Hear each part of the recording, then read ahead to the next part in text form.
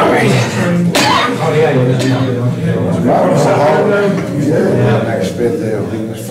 have a compliment for you, sir. It's your lucky day.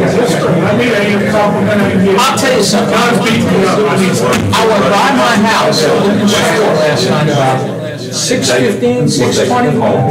What did I find? Two of your guys just out there working in the dark. I'm Batman. One with liners on, trying to get that job. That is, you don't see that every day. I appreciate that.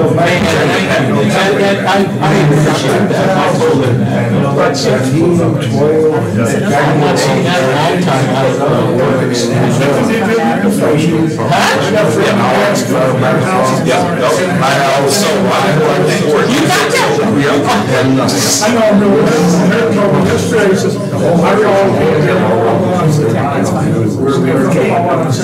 Thank you. I explained when they took those,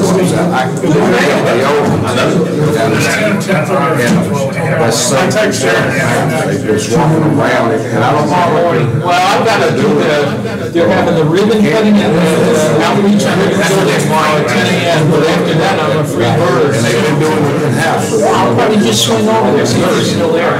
I'm curious as to where instead of recommending the tank. Easy spot, yeah? All right, that was just a start. And I want to chat with you about something coming up on our agenda. No pressure.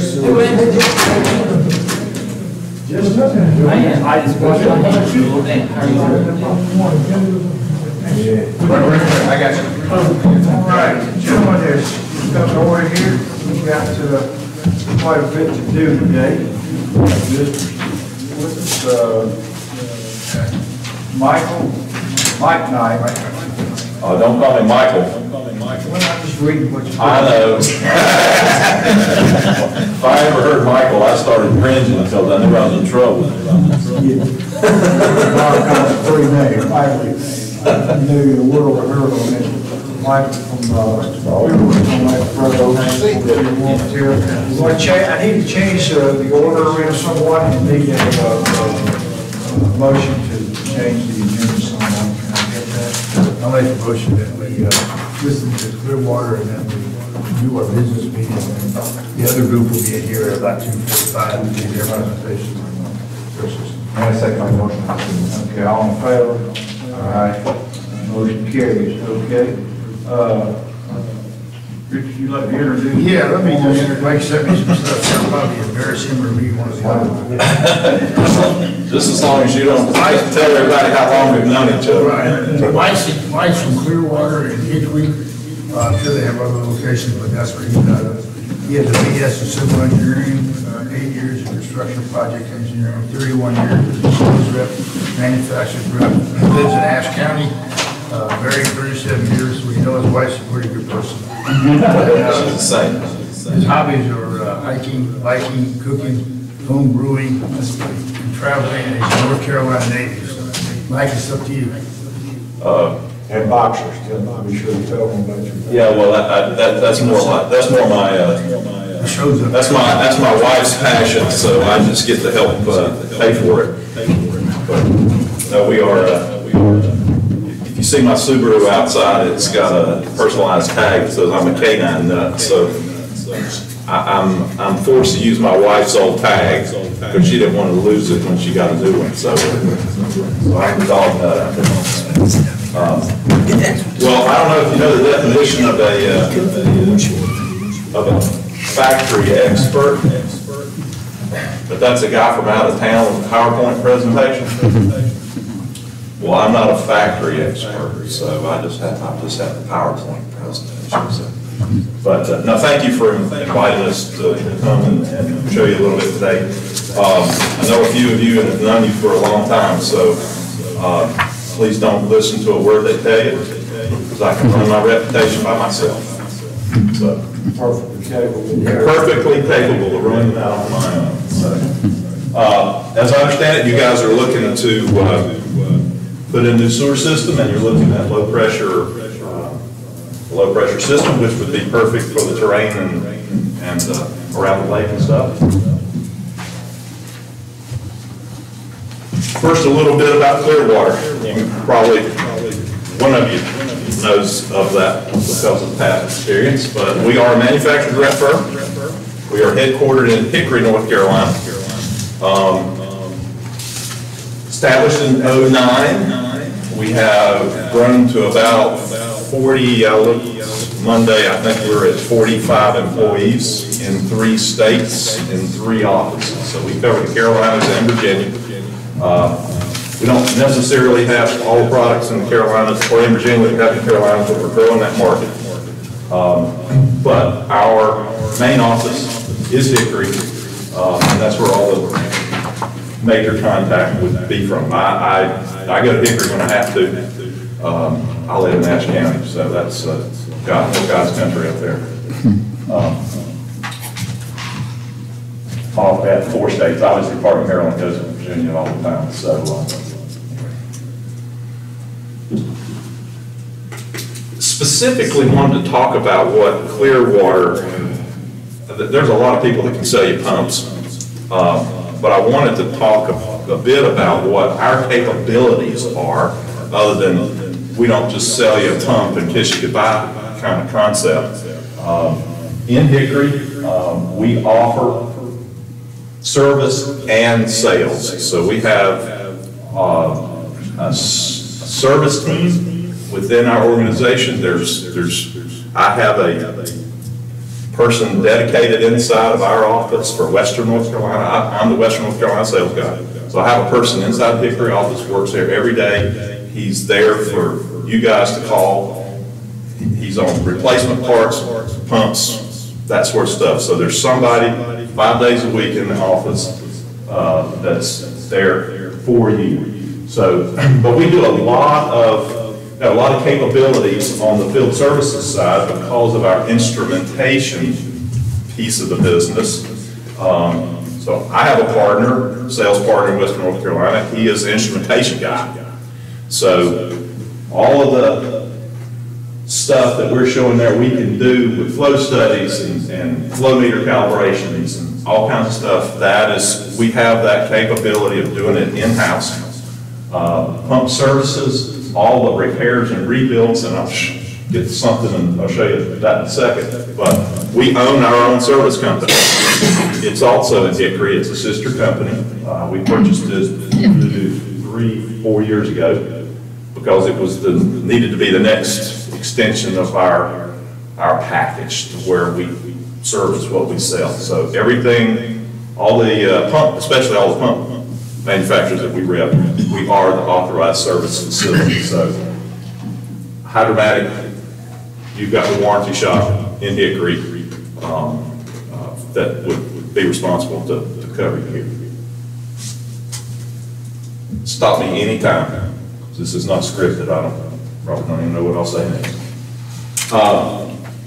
Just some photos to show you. I mean, the size is what we do down there. It's from soup to nuts, from the 2 horsepower grinders that you would have here, up to hundreds of horsepowers in the shop, where it's, like I said, pump brands that we provide service for. It will work on stuff that we don't rep. If it's out of warranty with something that you already have and you need a shop, you're not happy where you are, we'd be pleased to come pick up your pump and take it back to Hickory and do service on it. Like I said, repair services for motors of any size. We've got service trucks, I've got service techs, we've got our service trucks have auto crane, so we'll come pick it up, take it back, bring it back, put it in. We do all of our own startup services on new sales, all from the service center. What kind of inventory do you keep up there right now yourself, as far, not like in detail, but you keep up? No. We don't. Depends on what, like for this product, we have several long-term ongoing projects that are low-pressure sewer systems. Most of these are all private subdivision, large subdivision projects, so that the system's designed, but the equipment's not in the ground until a house is built. So for those property owner association deals, we usually keep 5 to 10 units in our warehouse at all times. So if a plumber calls us, says, I need one, he wasn't planning for next month. He's planning for tomorrow. So we're keeping that, but that's just an inventory that has proven to be the right thing for that job. We're doing ongoing projects for Blue Ridge Mountain Club in Watauga County, it's right there in Blowing Rock. Belmont is a huge private subdivision, probably it'll be 400 to 500 connections by the time it's built. It's in construction. So they're buying 20 some at a time, and we'll put 12 of them in the warehouse, and they'll take 12 or 13, and then so we just keep a rotating inventory for them, so that there's always something there, and that's what we would do for you. Now your project might be a little bit different. I don't know how you might phase it, but you probably wouldn't want truckloads of this stuff all at one time. So we would do for you what we're doing, with your general contractor or whatever, just to keep a rolling stock. That's your inventory or our inventory? We've done it both ways. We've actually, for some of these private subdivisions, plumbing contractor projects, we negotiate the price with the factory, that's good for an entire year, so that price doesn't fluctuate. And then we have, as the favor to the contractor, we will actually, like we just did, we did an order for the group in Belmont. They wanted 25 units at the end of December at the 18 price. So we said, okay, you pay us for half of them, and we'll pay for the other half, put them in inventory. He's going to come get them within 60 days. So it's not that bad. It's not like I'm holding them for a year. But we order five at a time for some of the others that don't move very quickly, and they're ours. We buy them and put them in stock, and then when that plumbing contractor calls us, he shows up with a truck and a check. So we just said, come get them, they're there. So we are very flexible with how we would work with the town or the contractor in doing that, because you're not going to finish the job in a short period of time. I have a question. Yes, sir. Do you envision the town, kind of managing? I suspect you would. And so you're talking about a plumber. We're kind of envisioning our public works guys as this involved. So where's the demarcation line between the public works guys and your guys?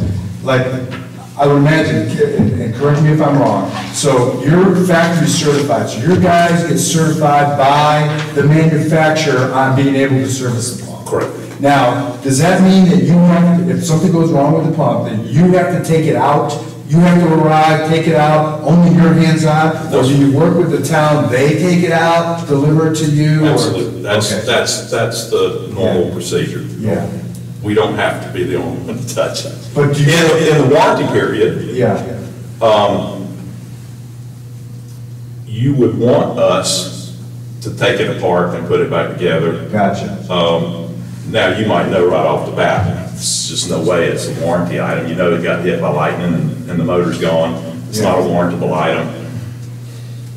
That's kind of off the table at that point. Right. But if there's any question whatsoever that it might fall under a warrantable repair, you pulling it out and bringing it to me. Yep. And your guys are certified to take the pump, like seals and that sort of thing? All that stuff. You can on premises, it doesn't get shipped off? No, it's done in our shop in Hickory. All right, and then it goes back into inventory. You can manage a rotating inventory back and forth with we even, like transmissions. we even have some lender or loaner stock that we just accumulated over the years, and it, if you had an emergency, and this, we're away from warranty now, so if you had an emergency and something went down, and most of this would be easy to do for someone.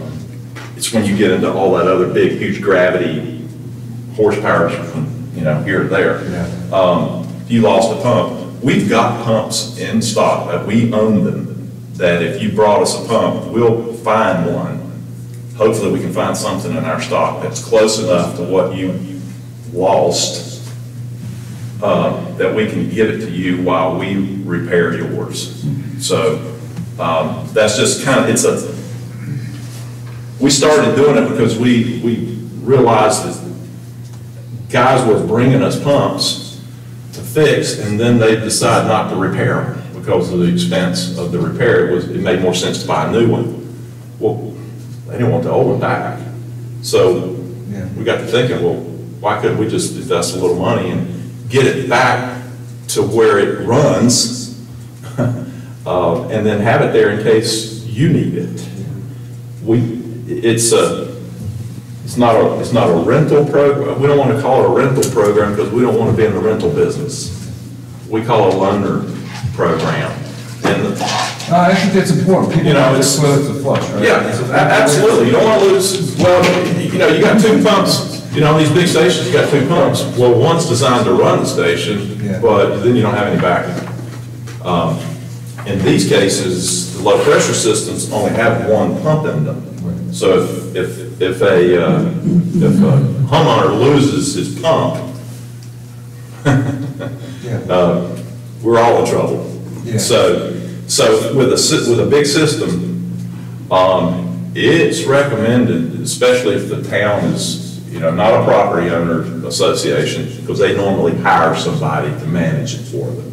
So it's a second, third party, whatever, to do that. We would recommend a municipality to have a certain percentage of warehouse stock, because what's going to happen is that issue is going to occur in the middle of the night. It's not going to occur 2 o'clock or 10 o'clock on Tuesday, and you've got plenty of time to come to Hickory and go, Mike, let me, I'm bringing you a pump today and I need to pick up one. It's that 2 o'clock in the morning when it goes out. You need to have something already. I'll still call you. That's all right. I think you're right. I think the system has to have first responders, for lack of a different term, they're doing the thing, but access to parts readily available to get the system back up again. That's, a certain amount of inventory you should maintain here in Lake Lure. A few pumps, some control, maybe even full control panels, because if you get zapped, you don't really, most of the time it takes the whole thing out with something this small.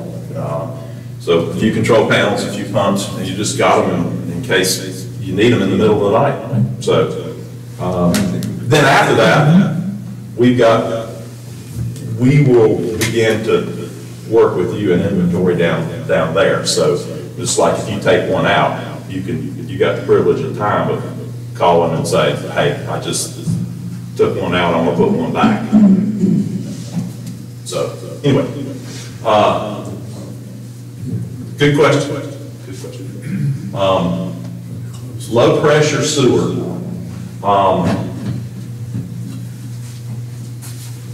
Every house has most of the time, every house has a pump station. There are some cases where some might share. Usually not, but typically, just because of the way, probably here is, even if it was flat ground, you might be able to get away with it a little easier, but with so much topography, trying to get two houses that are like this or whatever around the lake, just becomes harder and harder to do that. So most time, each house will have their own pump. They'll have their own alarm box. In a municipal setting, those controls could be set up so that they let you know or you're just gonna depend on the homeowner to call you when there's a problem, if there's an alarm condition. That's totally up to how you guys would want to design your system. But, So you're saying the alarm box can be set up to notify the town, it could be, independent of the. could be the other homeowner. Yeah, it could be.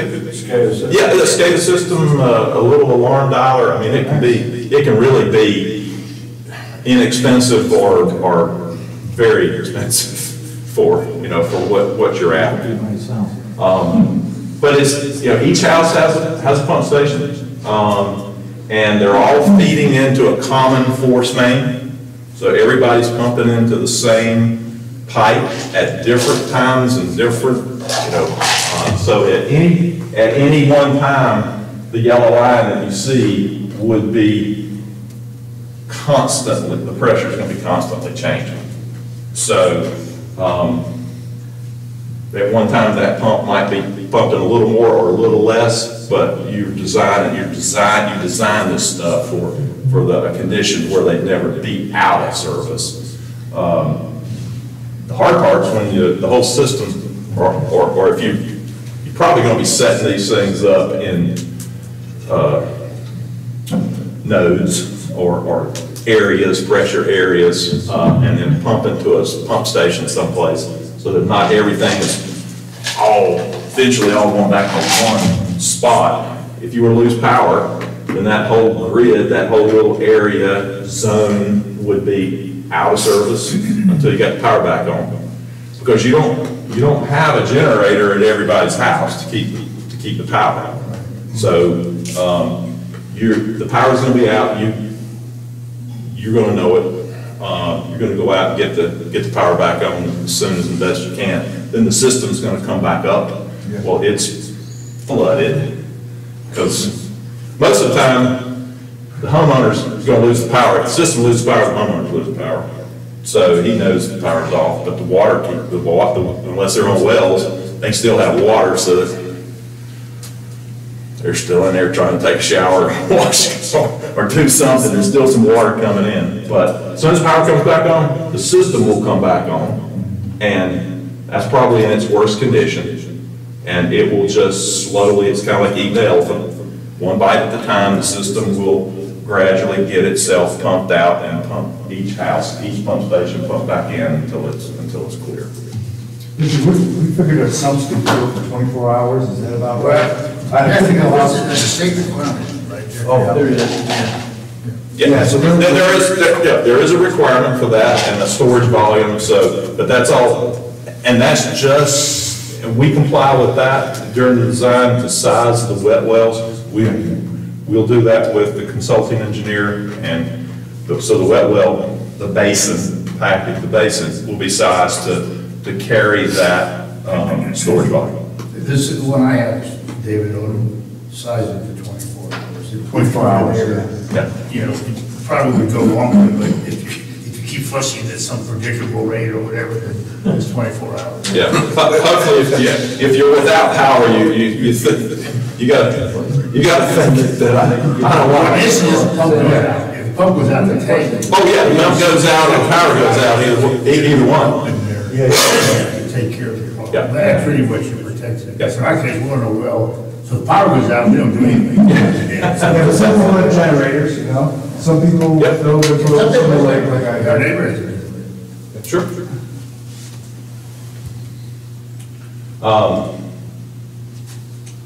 Several conditions are conducive to low pressure systems. One, the flat ground is you have no gravity. Most systems are some type of hybrid systems. They're gravity plus pump stations, and then gravities, and then there's a pump station. Well, the flatter the ground is, you have to have a lot of pump stations. So with the gravity would just have to get tremendously deep, and then you got high water tables and all that to deal with. So in a wet location or a flat location like down at the beach, you've got minimal berries, and because everybody's got a pump, they're pumping into a common force main, so you can keep that excavation pretty shallow throughout the whole system.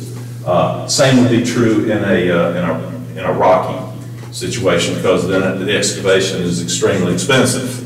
So by small pipe, shallow bury, same reason applies, that it's the cost of excavation there would drive you towards a low pressure system. So small diameter, shallow installations, and then obviously eventually you tie into a gravity system that goes to a larger pump station, into a gravity system or into a larger regional, I would call it regional instead of, or probably a submersible pump station is what most people are using today. So, but a lower installation cost because of the small pipes, shallow bury, whether it's sandy, wet soil, or rocky soil. After there again, we're kind of repeating the same thing. Smaller pipes, still large diameter gravity sewer.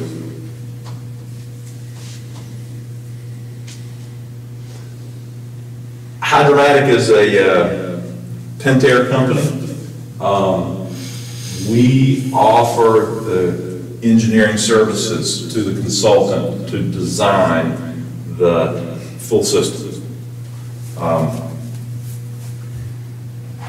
Everything is different. You can't plug and chug here. The equipment itself is the same, but all the line work, the head calculations and all, something that we work with the consultant.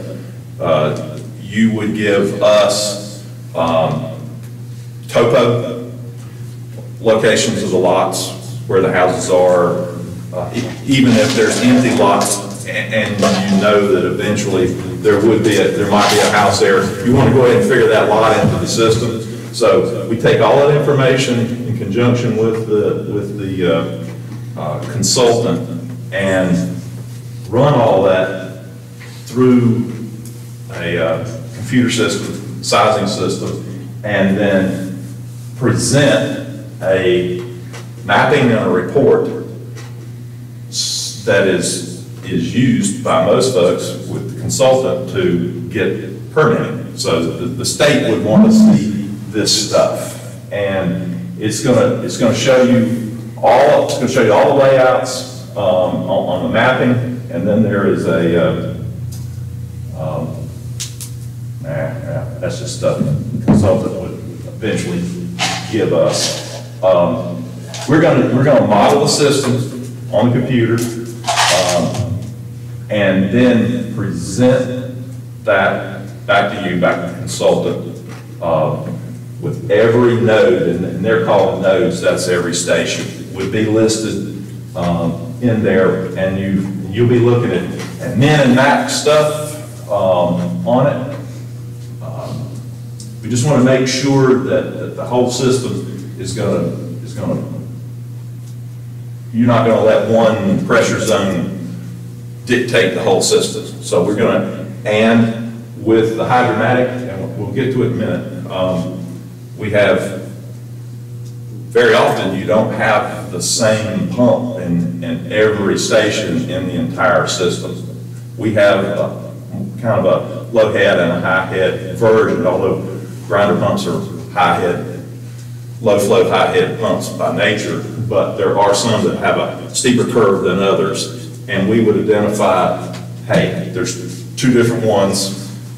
Here's where we'll show where all the low curves are, and here's where all the higher head curves would be, so that throughout the system there could be some version A and version B of that same, and it's just an impeller change. There's nothing else, horsepower, everything else is the same. The pump's the same, just a little bit different, a different trim on the impellers.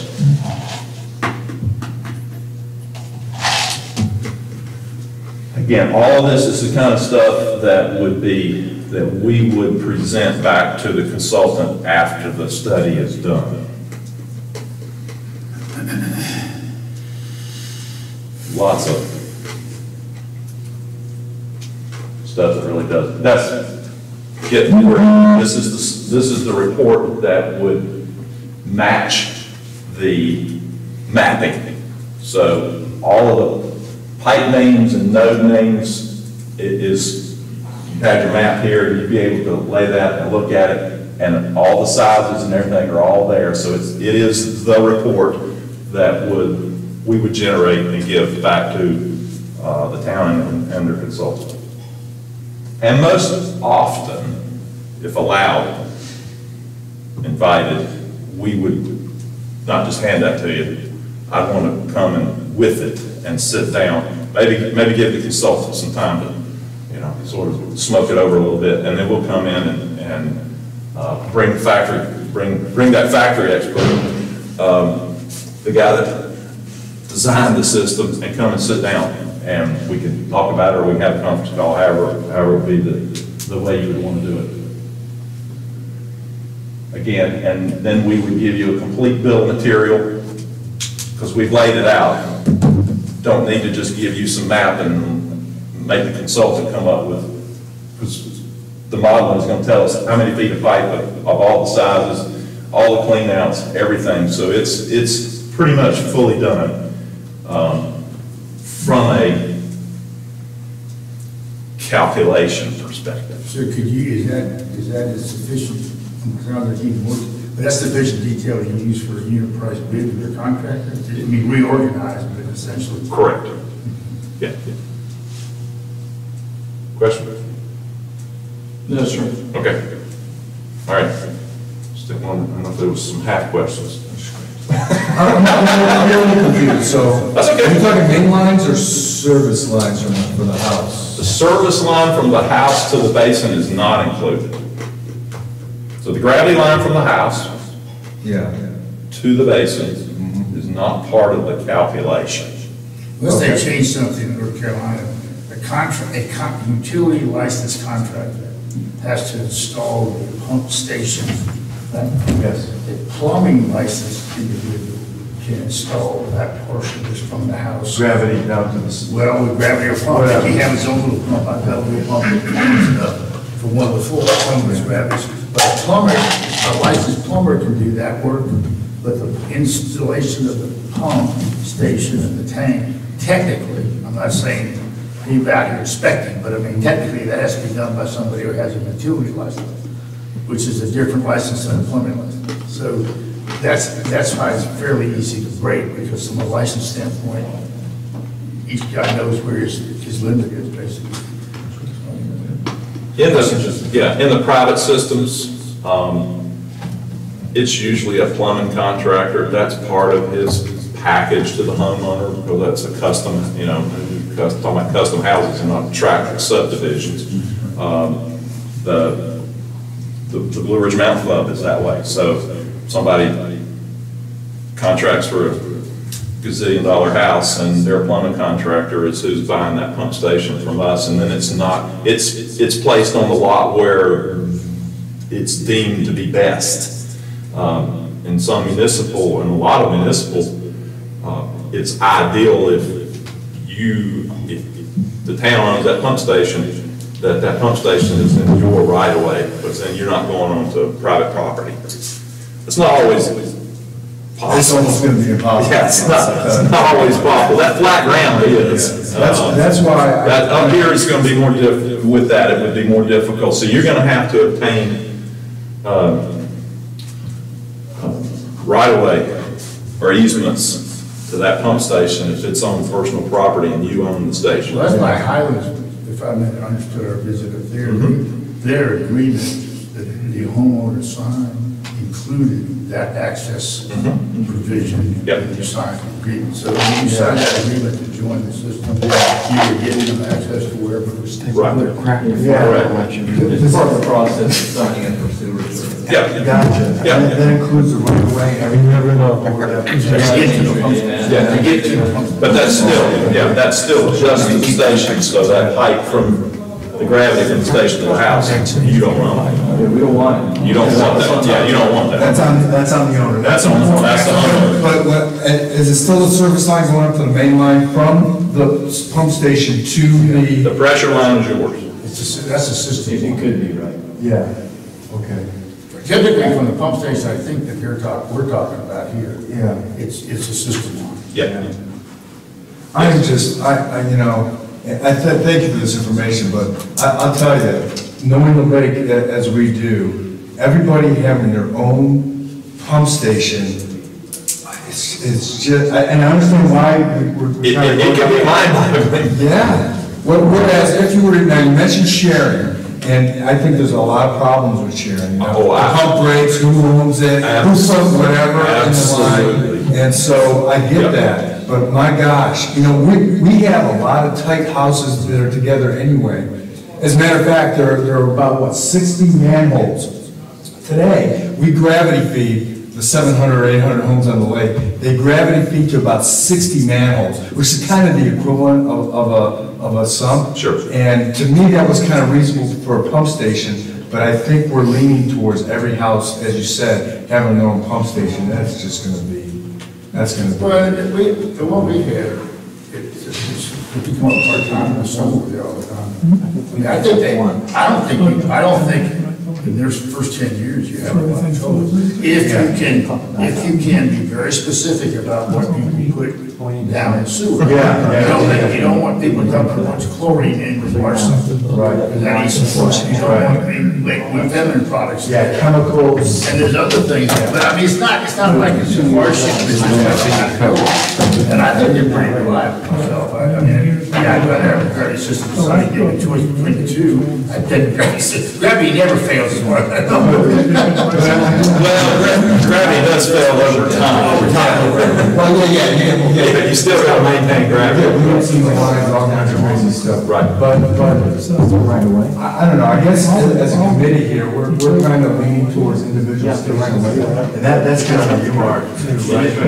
From what we're hearing. There's some unique situations like the code over here where they've already got a gravity sewer. Yeah. That might be a difference. Some developed owners have that already, where you're just replacing their motive force into the system. Yeah. This is something your engineering capabilities. We could do, take a look. Oh, and if you had that situation, we just need to know that, because that station is going to pump into the system, and the system has to handle that. It's not just the pipe, you know, it's, if that group, you know, is going to put, and you got to be careful with low pressure or other small sewer systems, whether they're pressure or vacuum.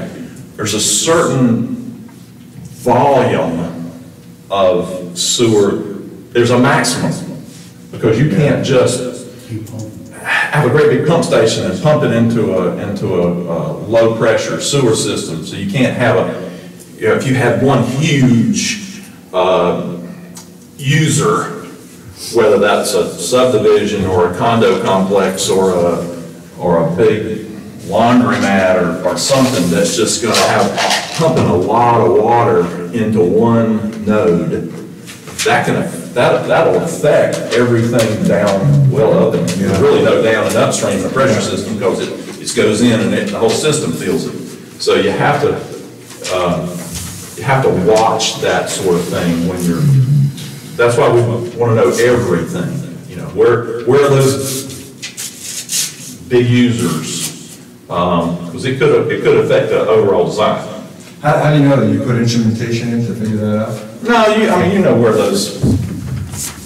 It goes into modeling initially. It just goes in, yeah. So, you know, if you've got this laundromat that you, or I say laundromat, I'm just trying to think of a high water use. So they're using the modeling to do that. Yeah, but you don't necessarily do real-time instrumentation of the system afterwards.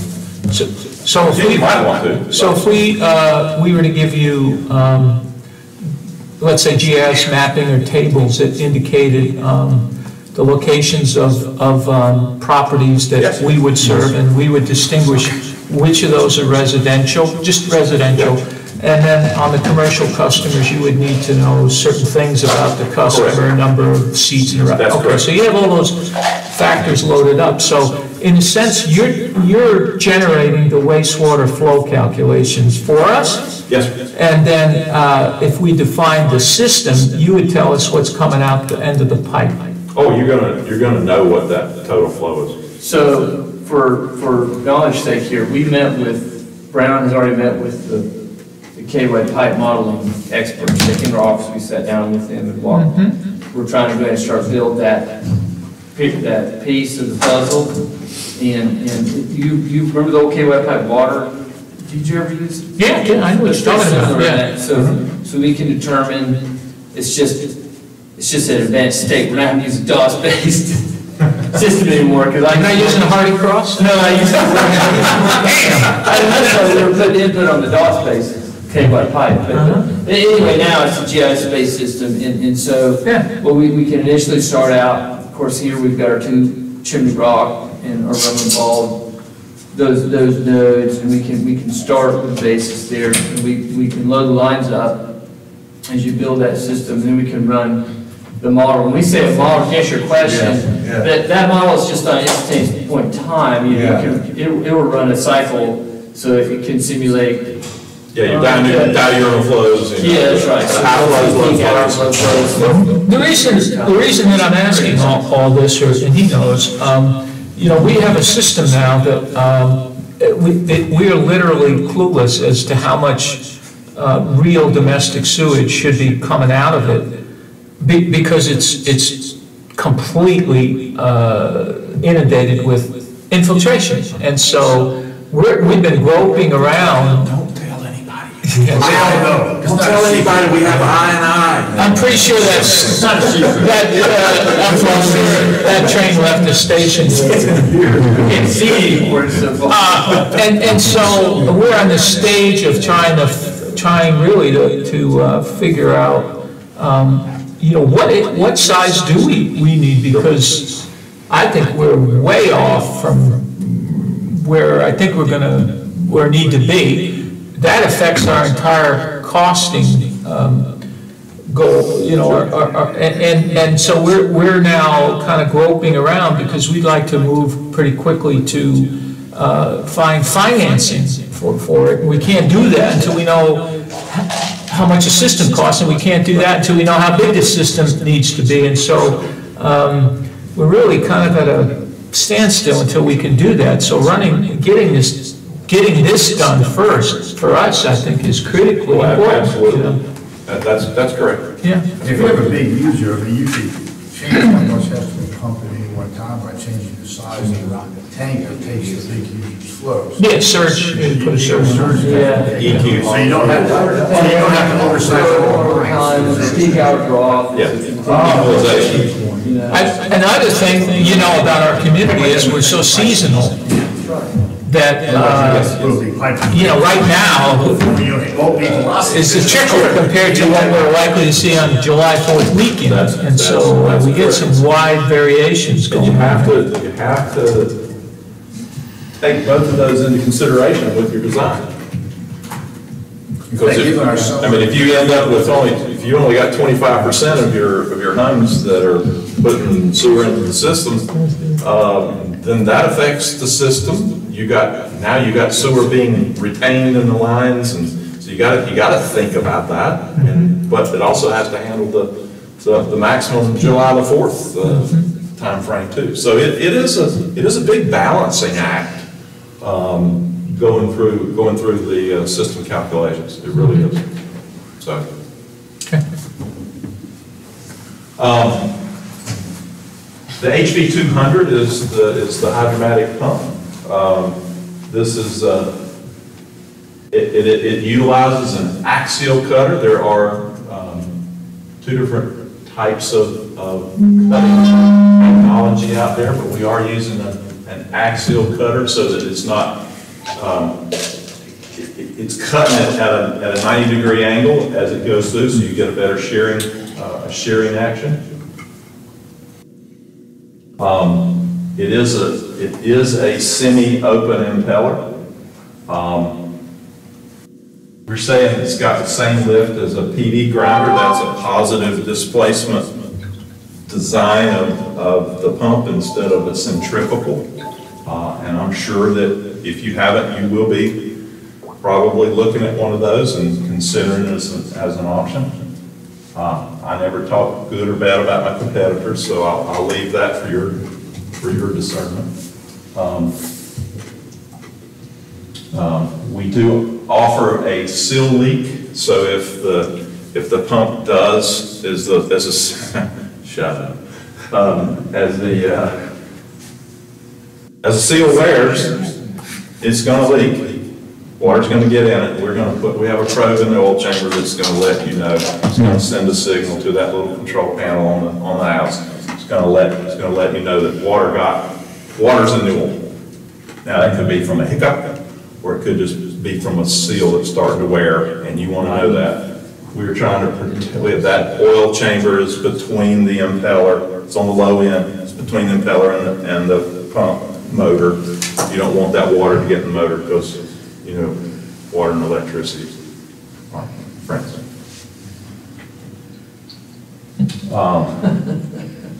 Just what it kind of looks like. So oil-filled motor, the cable is sealed, sealed from the top, so the power cable is coming in, sealed at the top. Oil-filled motor, you got a heat sensor. If it overheats, it's going to give us an alarm. If you've got a seal leak, it's going to give you an alarm. You can treat that as a common, or you can separate them out and so that your controls would know whether it's one or the other. So if you were to clog up the pump and the motor overheats trying to pump, that's just knowing you had a heat failure, kind of halfway show up knowing what to look for.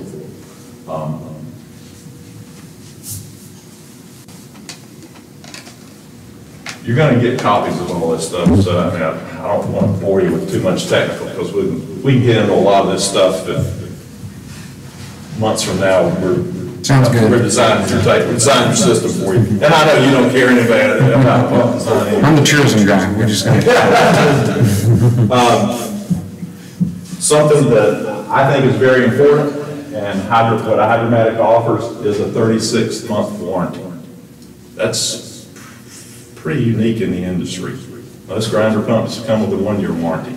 Now that's materials and workmanship. Obviously, we're not going to guarantee you for 3 years that no matter what you do to that pump, we're going to fix it for free. That's just like a car. Dealer won't do that either. But materials and workmanship, for 24 months after the manufacturing date or 36 months from a startup report. So in a municipal system, you're going to be a whole lot more involved in this than if it was a private subdivision and you got however many plumbing contractors. So there's a little bit of a startup report. If we get that filled out, we file it with the company, with the factory. That's really probably filed in our office.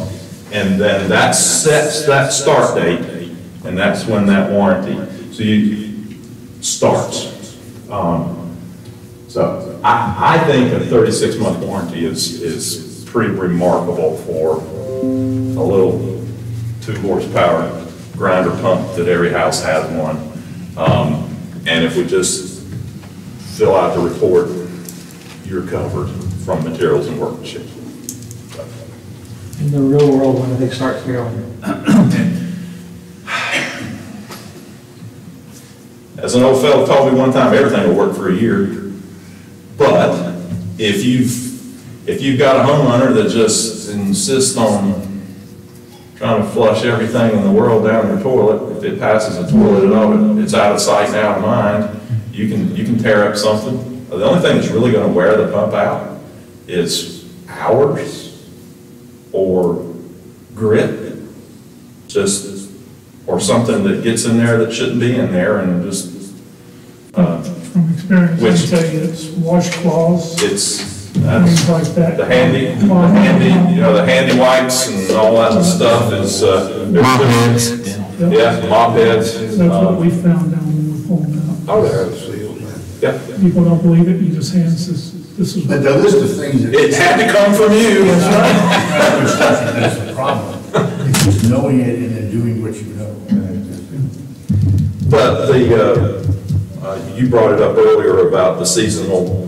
There's some special O&M recommendations for a seasonal community, so that in the off season, you know the house is going to be empty for a period of time. Go pump it out. You're going to be the owner operator of that. So when those folks leave, and at Thanksgiving they're not coming back to Easter, go pump their wet well out. Just go turn, you can manually do it. Just go pump it out, and then there's no water in there, so it's not sitting in water, and it would be much better come Easter that pump's gonna actually wanna run when you turn it on. Will it freeze? It could freeze, but you don't normally have, these things are gonna be 8 feet in the ground probably, typically, so it's, that water, pump's not gonna freeze that far under the frost line. Between that and methane. Mine in North Dakota.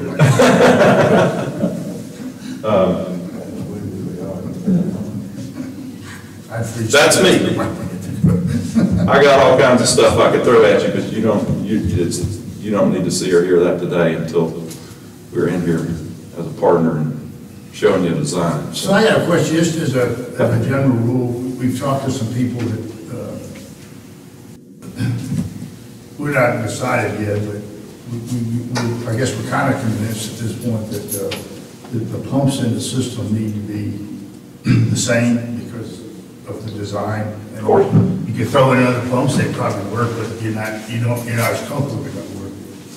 So what have you seen in the way of these larger subdivisions procuring or specifying, or however they've done it, to be sure they get the same pump manufacturer in these situations? Well, in your situation, you control it because that pump station is going to be yours. In a private subdivision, the modeling was done on a particular brand, and the owner may own that pump station, and you can't really control what he does. We can ordinance in. You could, that's exactly what that's exactly, and POAs try to do, they try to do that as much as possible, but there's nothing that you get away from the legality that the municipality can place on it. I mean, the POA can do what they want to, but, a homeowner can call the plumbing contractor and he can come out and put brand X in it instead of what was originally designed. And it's 2 horsepower. It's going to work. It's going to serve that homeowner. The system might be off a little bit in how, but probably not that much. I mean, let's be real about it. That's a whole bunch of people. I'm not putting you're not going to go out there and put a 10 horsepower in there when the 2 horsepower came out. One, it's not going to fit, and if you did try to do something like that, yeah, you could make a bigger difference. But in your case, you're going to control that pump station, what goes in it. And Do y'all just sell the pumps, or you sell like the pipes, we are the pump manufacturer, so my limit is going to be we're going to supply the basin package. So it's most likely, unless you do different, in these cases, they're fiberglass basins with everything inside. So the pump, the pipe, the valves, it's all onboard, inboard, and that comes from me. The panel is a separate item. I hate seeing there's folks that'll put that inside the pump station, which is the absolute worst place in the world. The electrician is laughing because he knows I'm right. So having it at the house is away from the pump station and not putting it in. I don't even like junction boxes in the wet well because the H2S is just going to kill it there too. So pull all your cable back from your power cable and your float switch cables and everything back to your control panel. So that you inside the house, isolate. All the way down. Well, it could be in garage. It could be just. Yeah. It could be attached inside the house. But certainly not in the sump. Not in the outside, It could be outside. It could be outside on a peg or something, right by the wet well. That'll have to be outside if it's something we're gonna make. I was going to say, you're going to want to see If you're calling me from out of town, You want to see. my neighbor says, my red light's flashing. Yep. I'm not gonna come over and go in your house. The light of the horn needs to be visible. This guy's outside. We're outside. But if you own it, this is the other side of that, in this private subdivision, if you own it, you can put that where you want it because you don't have you don't have a David out riding around trying to figure out which house is in alarm. When you look at the installation, you usually run a 2-inch conduit and pull all this through into the control panel. You also need to seal that with a duct seal to keep those vapors from coming in that panel. So if you put that inside, now you're bringing methane into the house. So I recommend 2-inch conduit up to the control panel, wire it up and seal it with duct seal, and it keeps all the vapors out. And have it all in the same accessible area. So that your maintenance guys can get to it. You're obviously not gonna go in the house. You also buy these cords with your floats and your control off your pump, certain length of cords. So each of those, you're gonna have to specify what length cord and what length each of these stations. And the easiest thing to do there is just to pick a number that works everywhere or anywhere, and then if it's 30 feet too long in a particular house, you just cut it off. Because if you come up short, you got to put a 4x6 post or something. That's what I'm going to, so. Gotcha. Little things. Little things. Devil's in the details. But I think you gave me the names, I don't have my computer, of some locations. The Belmont project, which is that's a private system that we are working on currently. There's a couple of others that I know the town's going to do all this for yourself, and a lot of what we do is doesn't fall in this category. It's just a lot of private systems. The town, the subdivision puts it in. The town doesn't even take it over. That they don't want all of those little grinder pumps. So the Belmont system, the one in South Carolina across the line, private system. The one we're doing at Blue Ridge Mountain Club is a private system. Most of it's got to get some size to it before a municipality owns it. So those are usually at the beach, where Grand Strand Water and Sewer has it. They have, hundreds and hundreds or thousands of, and they use them because most systems are hybrid systems. I mean, there's gonna be somewhere that you are obligated to provide service that you can't get gravity. It's out there, so the town will go out there and set a little pump station and pump it back into their gravity, into the nearest manhole or something. So there's variations of all the technologies in one system. So it's not just the entire town is one thing in those flat areas. So, but yeah, I gave you some names. I'm gonna check and see what you gave me. But the system, both the Belmont, of course, Belmont is under construction, so that's a brand new subdivision. The houses are going in. Those pump stations are going in. So they're not they're not building the whole system and then waiting for somebody to buy a house type thing. So it doesn't make any sense. You could set the basin, but you wouldn't want to put a pump in it and then let it sit there forever. So they're doing these as they're selling houses, the gentleman that I mentioned, the Carolina lift stations. I thought about asking him to come with me today, but if we get further down the road together, then we can do that. He maintains a lot of those systems, and he's gonna maintain the Belmont system once it's done. That's already because people are already coming and living in some of those houses by now. So he has the contract with the property owners to maintain it, not the town of Belmont. So Hans Mill, which is over in South Carolina, he maintains that system. There's a POA at the Blue Ridge Mountain Club that they don't maintain the system, but they got some plumbing contractors on standby that if he's local and he'll come over in the middle of the night on Christmas Eve or whatever.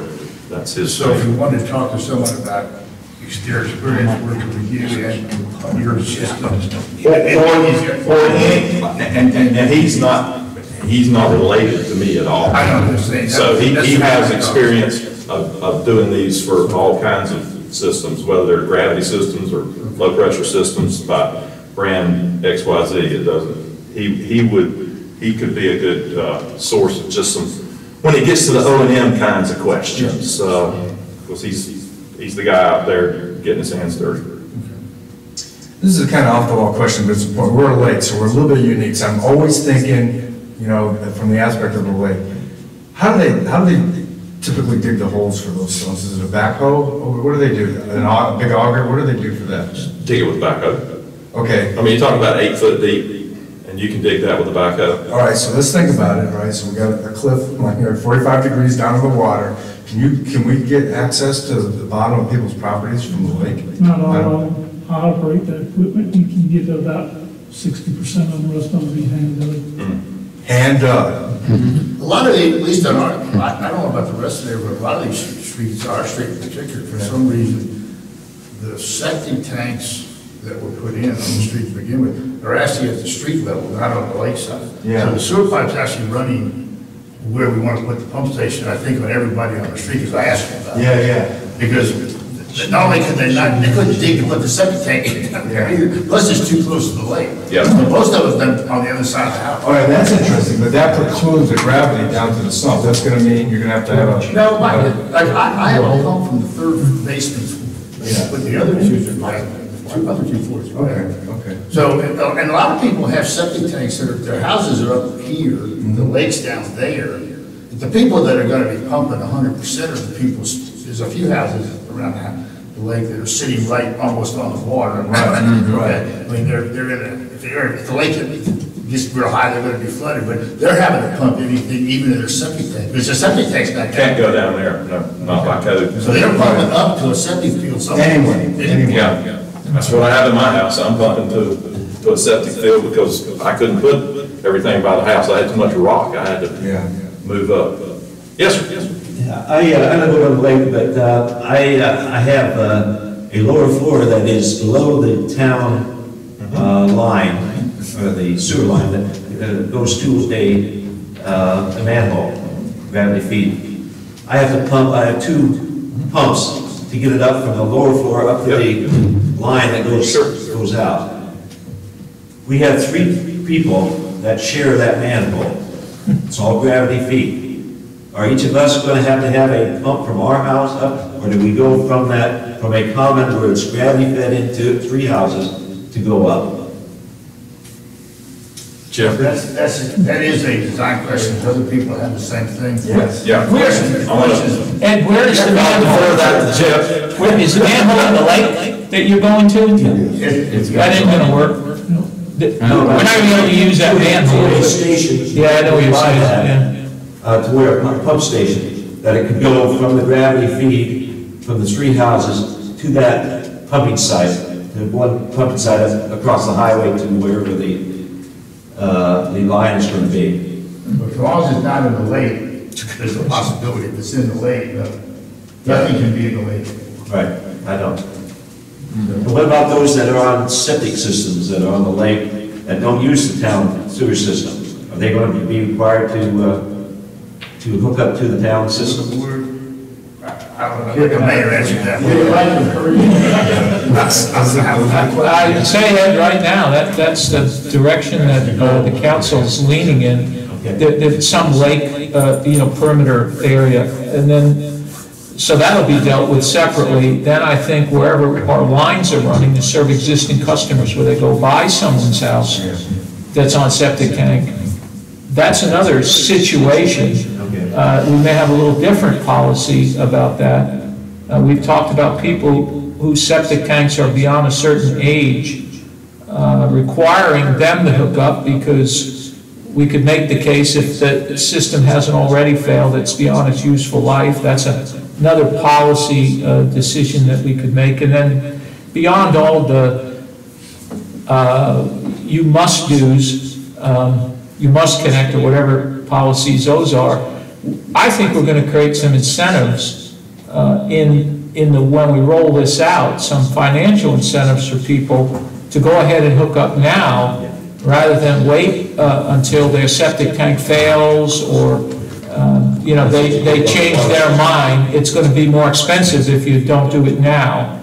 And so hopefully we can pick up some more customers like that, so. That's Yeah. People sign up earlier, I mean, the guy's there, and he's coming in, putting it in, I mean, there's. Yeah, you did that with the water system when you extended from Ingalls down all the way to connect with the town system. Put in that new water tower up there by the Baptist Church, et cetera, on Highway 9. I mean, that was all, if you were within a certain distance of that pipeline, if you had residents, you had to hook up. But you were given inducements, monetary inducements and all that. If you do it now, et cetera, and if you have to. I mean, the big picture, the thing we have to communicate to the town is, why are we doing this? We're doing this to get a, you know, almost 100-year-old sewer system out of the lake. So anything that watersheds, including existing septics, into the lake right now, it only, and coming from Chimney Rock, it only makes sense that, you know, and I envision it, you know, inside the road. Anything that watersheds down to the lake, it's got to get out of the yards, and it's got to get out of the lake in order to get to our new system, in order to meet the objectives and why the state is on us to begin with. And so that's the big picture, and that's why I think, you know. But it's a policy, we got to figure that out. People that have brand new septic systems that are gonna, you know, really complain, and I'm sure everybody will understand that. Each of those are gonna be one-off deals, you have to just look at and see how to compensate them for that. If that's a problem, then we'll have to figure out what to do, but most of the problem that most of the septic systems, many of the septic systems, there's really no paperwork on it. None of us can prove where our septic tank even is. I mean, most people don't even know how to pump it out, they don't know where the thing is. We'd be. okay. Can I just be so bold as to ask, and of course, we're not nailing it down to any commitments or anything, typical, you've done a lot of these things, right? Typical 2 horsepower HV 200 series pump, sump, relatively easy access. What's the price tag for the homeowner piece of this thing? Well, if I were, the price that I would be selling to you, Yeah. it's all a function of volume, if you buy one or if you buy, you know, 100, but you're in the $3,000 to $3,500 Okay. range. Not including installation. Correct. Okay. That's the basin. That's the basin, the flows, control panel. Control panel? Yes. Service line to the main? Okay, so service line to the main is separate, installation separate, from the house to the sump is separate, okay. It's just gonna shut it off and change. There it is. Okay. He drops it off. Okay. It's in a tank, so we have to hook it up to the control panel and to the service. That. 3,000 to 3,500, okay. So we're talking. And it's all a function of, you know. Economy of scale. Economy of scale. 700 of them, price goes down a little bit. Absolutely. Plus, you know, the amount of time that I have to deliver, you don't want 700. I could deliver 700, and you don't want 700. So it's gonna, in a municipal bid, we're gonna kind of know what that. Yeah, we're getting order of magnitude right now. That's right. But that's about where we are. Mike, you said you had Control panel for everybody, Control panels, yeah, control panels included. hand out for everybody around. I think we're talking about making copies of the PowerPoint presentation. We just had an issue with communication between my PowerPoint and the city's system. So she's gonna get a copy of it by email, and then that can be available. Any further questions? I know about the systems, the installation and so forth. Well, Mike, we sure appreciate you coming. Well, I really, I appreciate the invitation, and I'm always available for questions. So I brought a number of those, if anybody was just curious as to how I might leave them here. Yeah. It's just, this is sort of a generic kind of thing. It wouldn't be, you could, in fact, I was gonna say, you could almost take my name off, take the name off of it, and it would look like most anybody else's, of a grinder basin package. So there's those, shameless marketing if there's, I know. I know some, this is I know, I want to make sure, Jeff, it's all available on the website, but I'm gonna leave these. That's everything about Clearwater. All the stuff that we sell, so you have about 90 companies, which is about 72 million. Did you say you work on, like, smartables? We will, yes, we do all the time. As a matter of fact, I'll blow my horn just a little bit. You allow me? 30 seconds?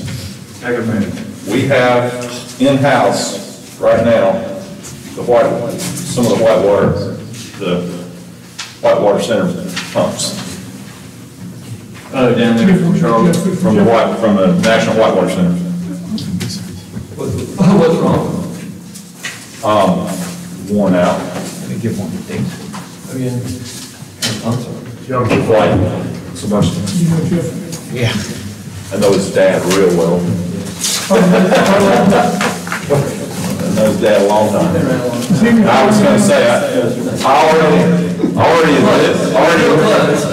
admitted to you early on with the bio that I have 30 years just as a rep, so, yep, I used to listen to the guys talk about the old days. Now I talk about the old days. Yep, we're all getting there. Yep. Anybody want a business card? This is, my cell phone is the way to find me, because if you call the Hickory office, they can transfer it to my cell phone, but just bypass that and call me. Okay, Rick? Thank you. Thank you. Don't send it All right. Thanks, Don't worry. This best. A lot of information we got to digest. Okay, no, good. Just making sure it's good. Okay, we've got a little business to conduct. Anybody need a break? Take time. To make sure our wastewater treatment's working.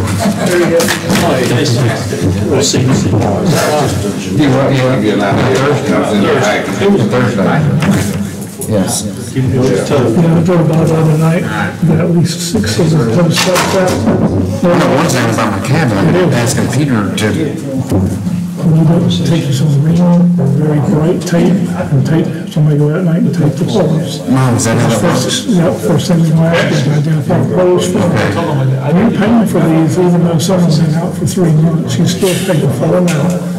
Now, what they're doing is they're upgrading the LED on a lot of these. If one by your place has a bad photo cell on it, transformer, because I watched it die. So, when they change them, what we're doing is we're putting in new policies, it's now every street light, every floodlight must be shielded. It's like if I would.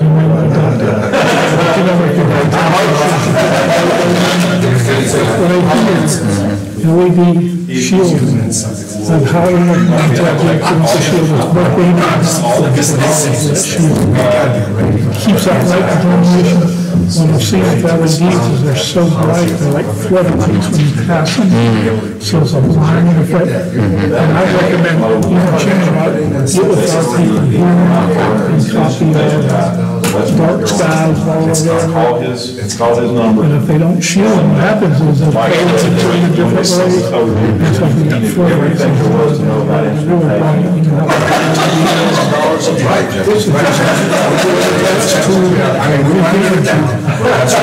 That's Peter, Peter's our. just this is something. We were constantly. You've already been here.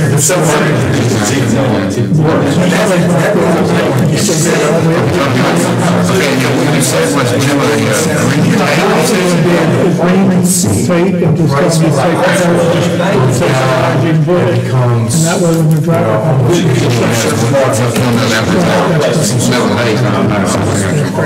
Somebody else think that is a good way of looking at these economics of it.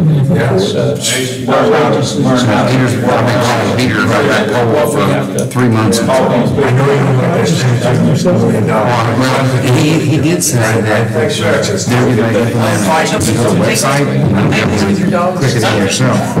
Just be sure the man's on See you guys.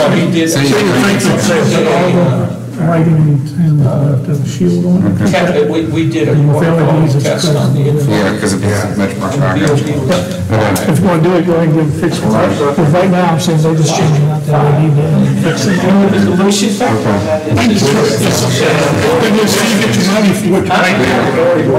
Yeah, exactly. If you're still running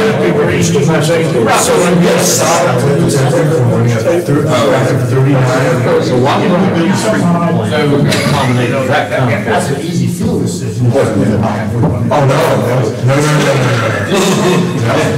I'm seeing a little package sitting over somewhere in the bushes.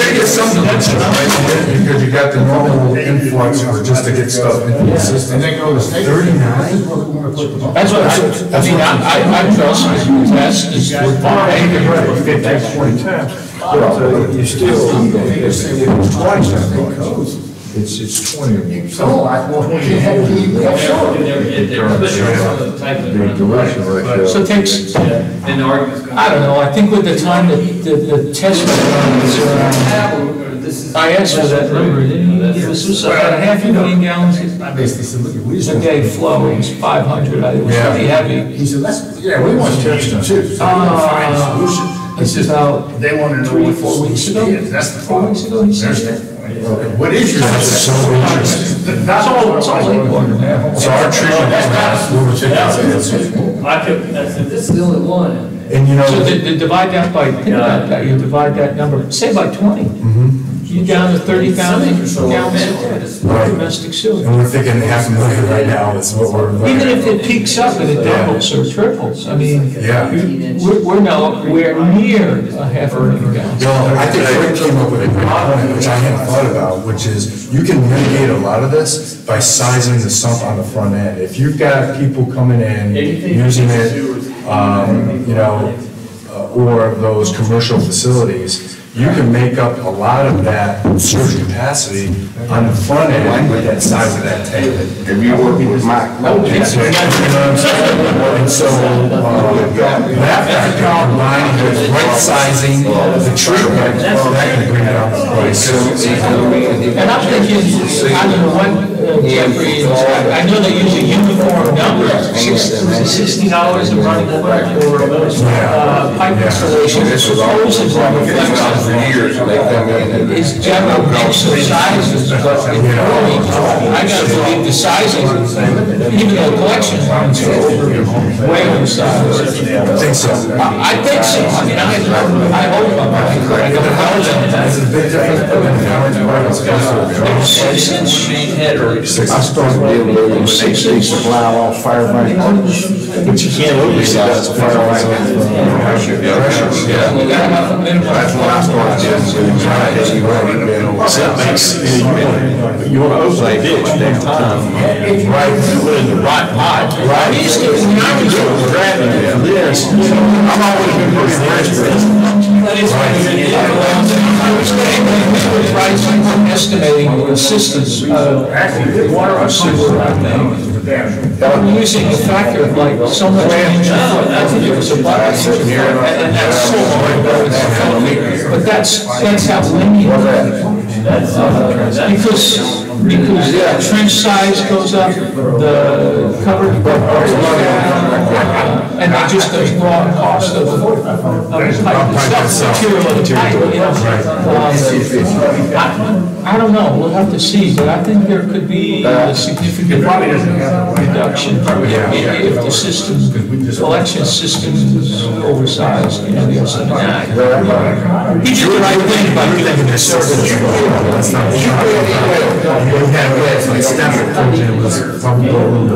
This one. All right, that sounds great. Now we can see what we're doing there. went in pretty easy. Oh, yeah, we got some. Yeah, that's what I gotta have it find out. That thing weighs 7, you're away to come down, No, we're gonna go, it looks like we're proceeding to bid on the we're about ready to put out kind of I don't think we're gonna do a bid on that building that's gonna be acceptable.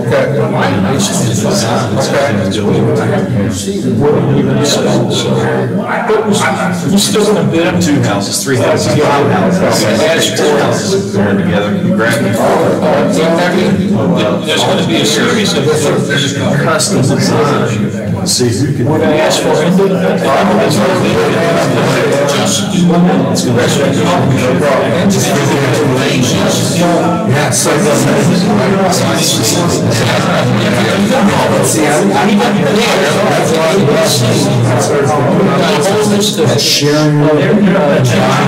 sharing changes to reduce the cost.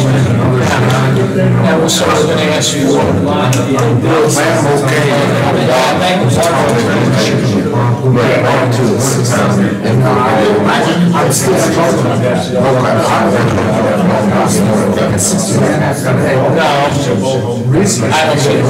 it's not like how supervised.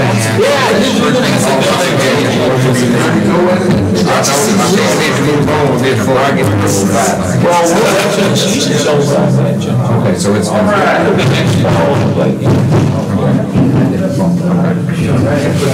So, and it's good, probably to a fall. That's what I think. That just helps me know for budgeting purposes. We meet Thursday to follow up on that. Yeah, that's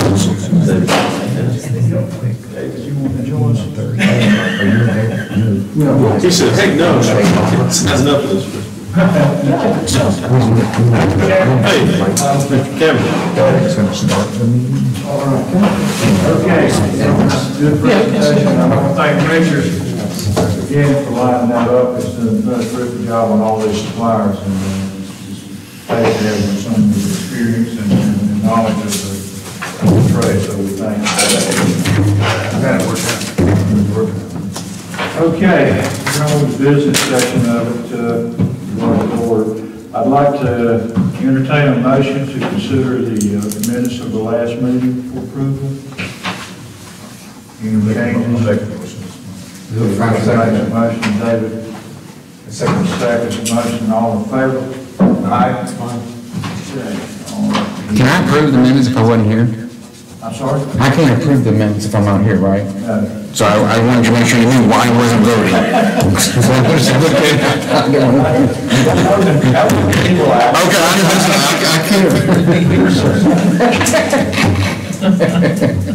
No problem. all right. Okay, Wayne, I'm sorry, but this.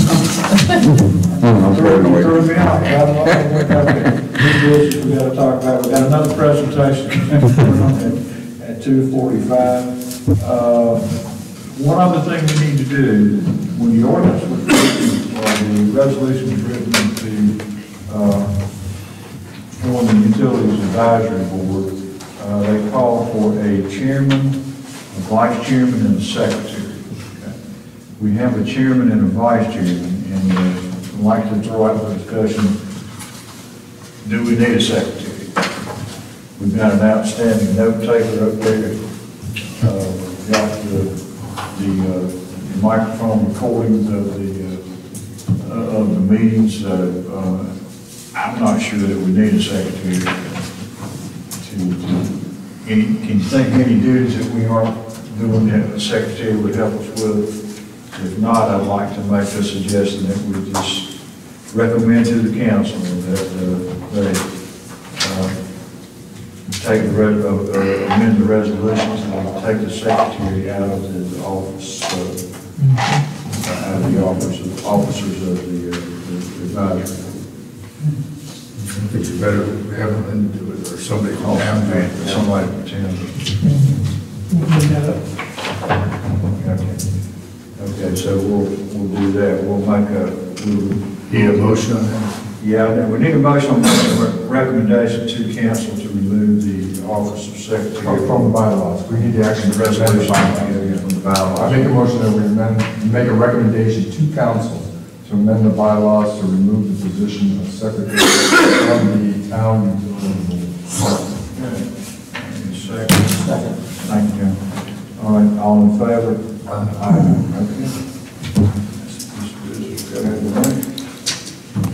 And unless there are any other comments, I think that's about all we had to do. Jeffrey, thank you for coming. Thank you for inviting me. I'm going to mention one thing that we talked to some folks about, maybe even Jeffrey something about, but if, depending on how involved the town wants to be, and I know there's a lot of discussion here, but the concept of bidding this thing, I mean, as a contractor for 45 years, and you've been an electrical contractor, if we, now, I would be concerned, depending on how concerned we are about getting the same adequate system, if we left the purchasing of the pumps up to bid day for the whole project. Because what happens on bid day with the contractor's bidding, and you specified, first of all, if you specify in that, you can only have one pump. You're going to have every vendor that's not named come talking to Jeffrey and then threatening to sue us for doing that. So that would be sole sourcing basically if you did that. The other thing is that if the contractor is left with, if somebody's going to come up and show up with a pump that we haven't talked about and we don't consider to be equal, and we don't want that either, because then we don't know what we're going to get. And then if that contractor happens to be low, he brings his bid in, you say, no, I'm not accepting it, then he tries to sue you because you're resisting competition. So a lot of, not often, but more than infrequently, towns, when they have a situation like this, will bid out the purchase of the materials as a separate, they'll pick 2-3 pump suppliers and let them bid directly to town for this thing that we saw right here. And then at bid time, they would pass along the information to the bidding contractors to include installation of that equipment. And depending on how much you want to do it, you can either pass off coordination with deliveries to the contractor, but the town then has a relationship with the pump supplier.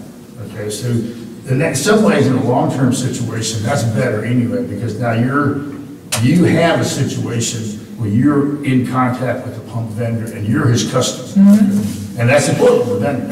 It's important to Mike, it's important to these other guys, Guy Chap's going to be important to him. So if you have, so I just want to throw that out as something to think about.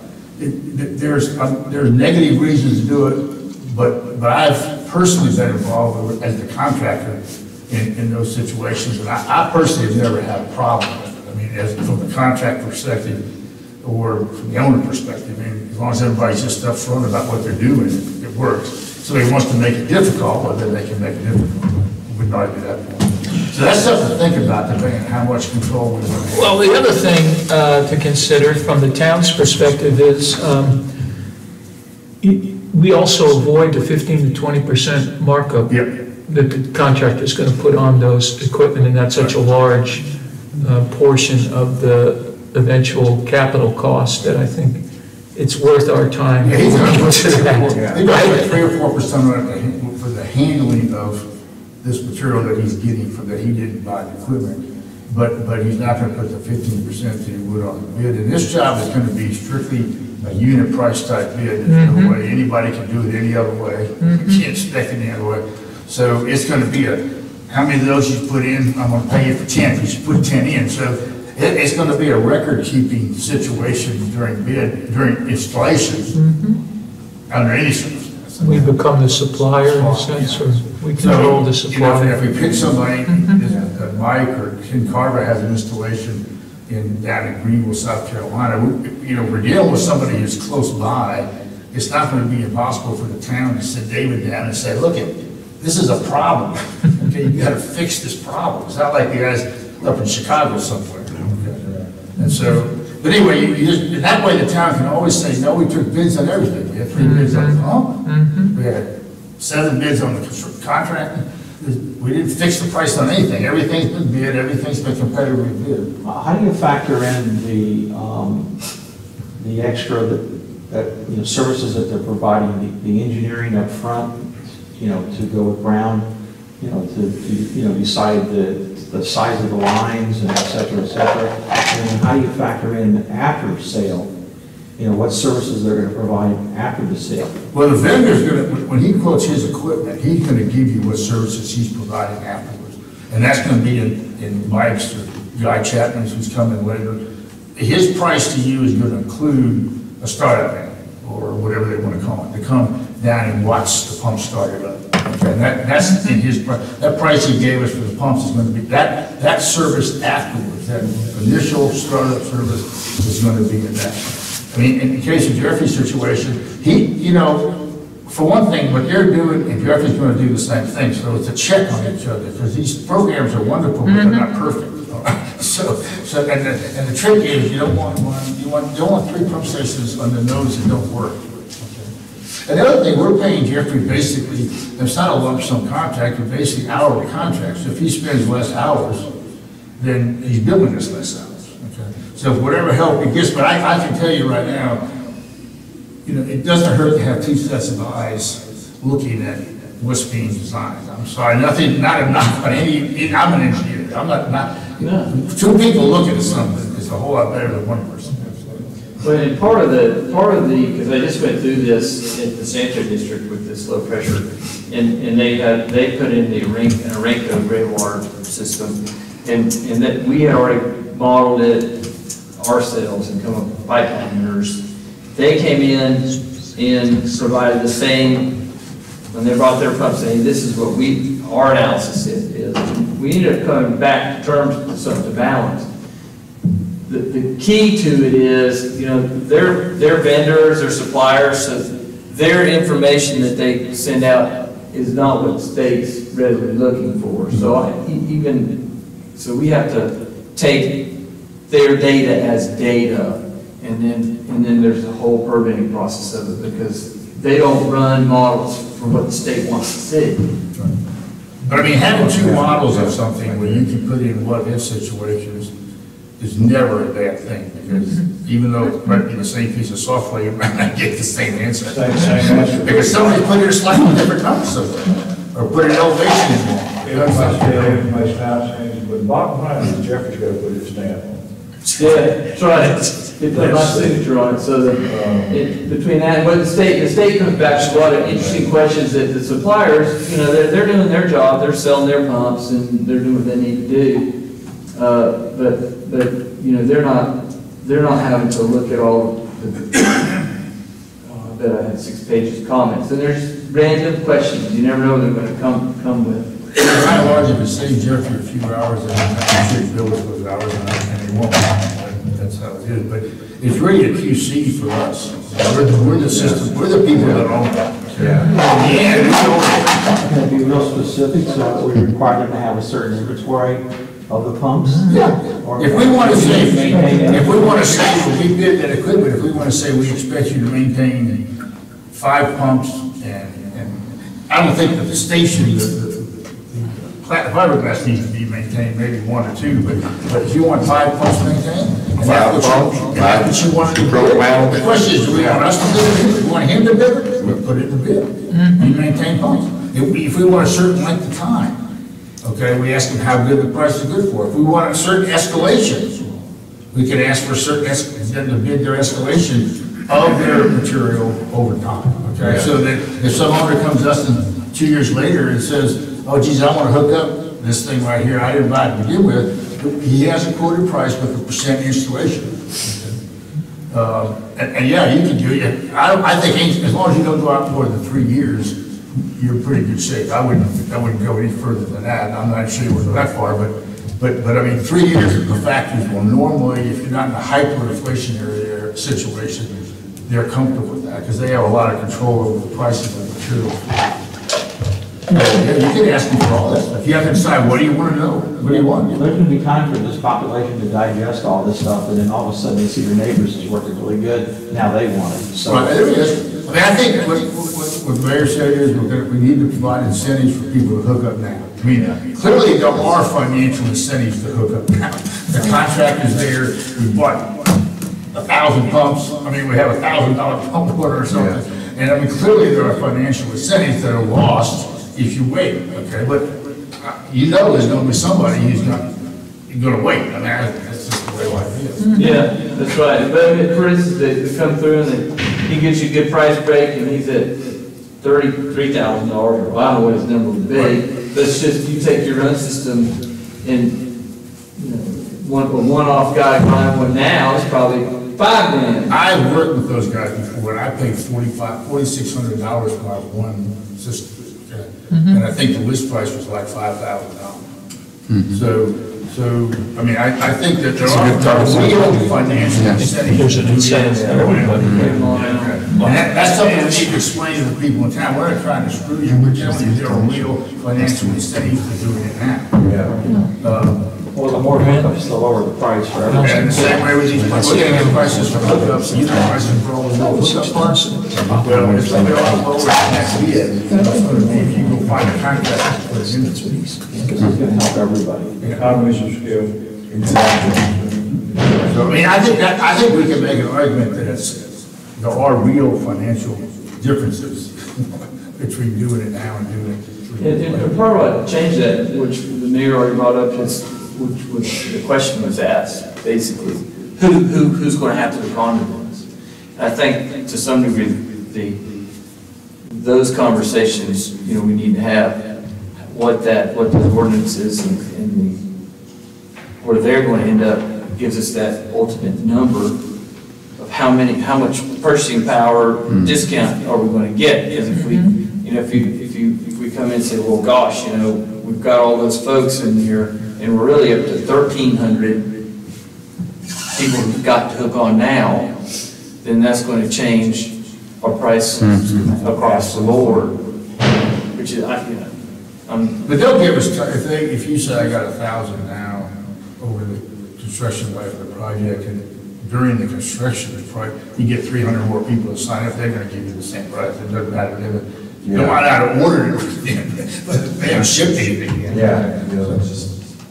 So they can freeze the price over. Yeah, they can hold it. Like you said, a year, I know that's not.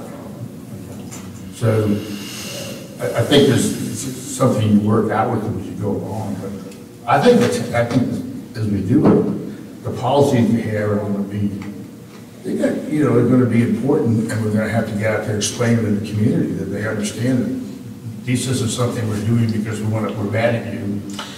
Well, if you remember, we had a workshop, and there were 10, remember that? I had 10 basically policy issues that we addressed, and they touched on some of this stuff. I don't know that I would say, you know, we hammered them in cement, but we did say, you know, that there would be some form of septic tank moratorium, a certain distance. We didn't say what the distance was, you know, from the, but I think we've been talking about, I think we're going to have to rely on, we're not going to be the bad guys on that. It'll be DEQ that levies that kind of, and the health department, that levies that kind of restriction.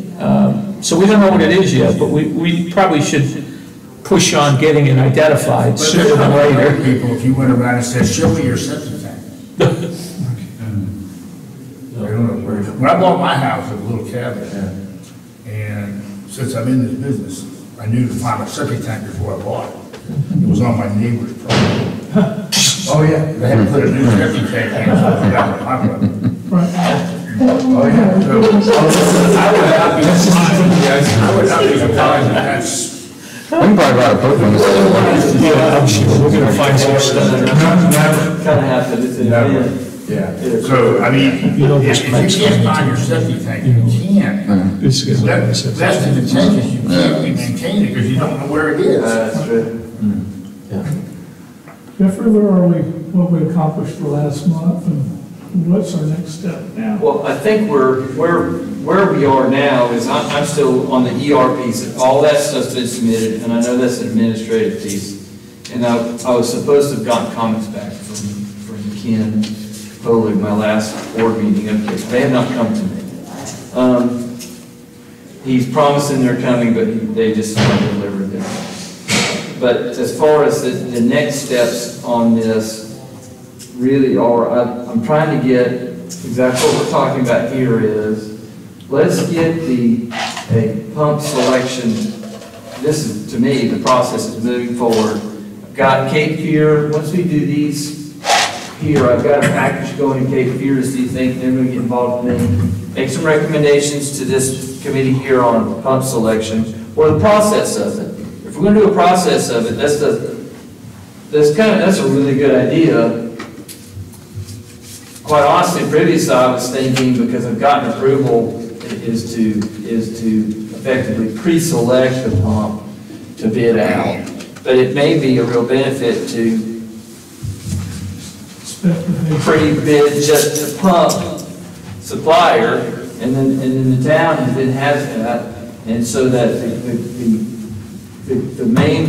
the line work that's bid includes the installation of the pump the town owns. Yeah, if we can decide, and that's a great idea. They can tell us that, let's say two of these guys, or three of them are essentially, any one of them would work well for our system. That's right. So we can bid those three, and we can say to the town and all the customers, look at, we did it. I mean, we got the best price we could get, it was competitive, we bid.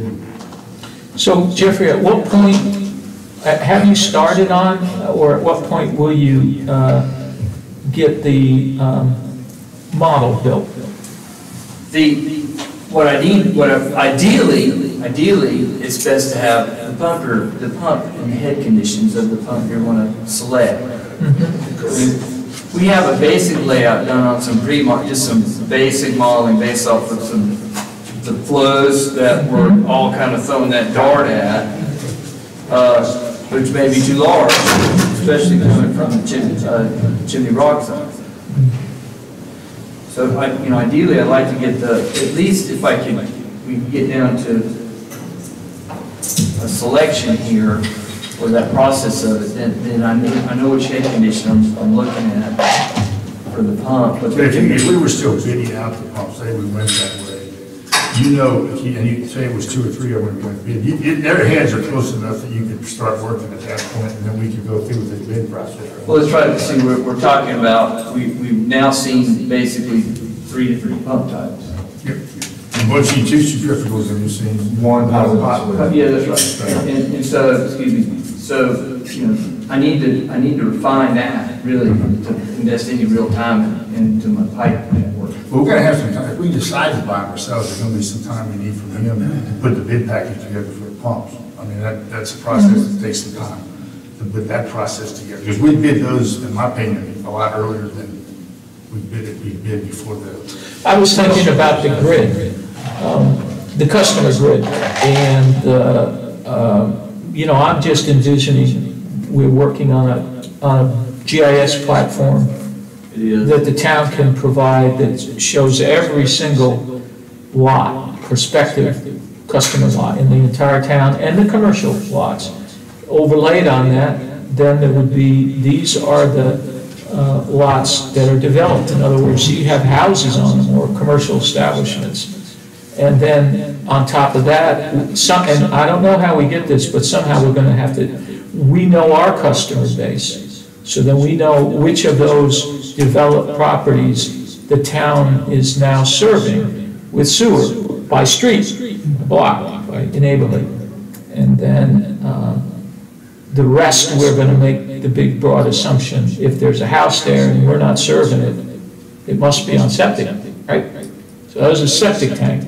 So once we have that big grid platform to work from, should be not that difficult we have all that, I think. To define all that, and once you have that defined in the GIS spatial platform, it's easy then to convert it to tabular format, which is what I'm assuming that we use to do flow calculations by streets, by area, by the. Once we've got that, then we need to overlay our policies on that, as to say, okay, well, we've now set a policy that any property that's within a certain distance of the lake shore, they must be served by our future sewer system if they're not right now. So then, oh, well, here we can quickly then say, well, okay, well, here's our capture, all existing households and potential household lots.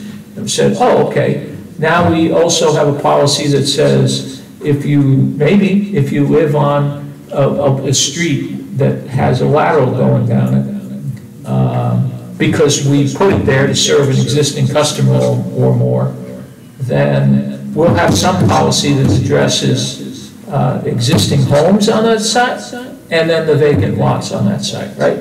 And then we may have another incentive policy that says, well, even if we may not have a line on there, but you want to be a customer, and you're willing to commit to that, sign up, pay a connection reservation fee or something to become a customer, let us know, because we may have to run another line down your block, right?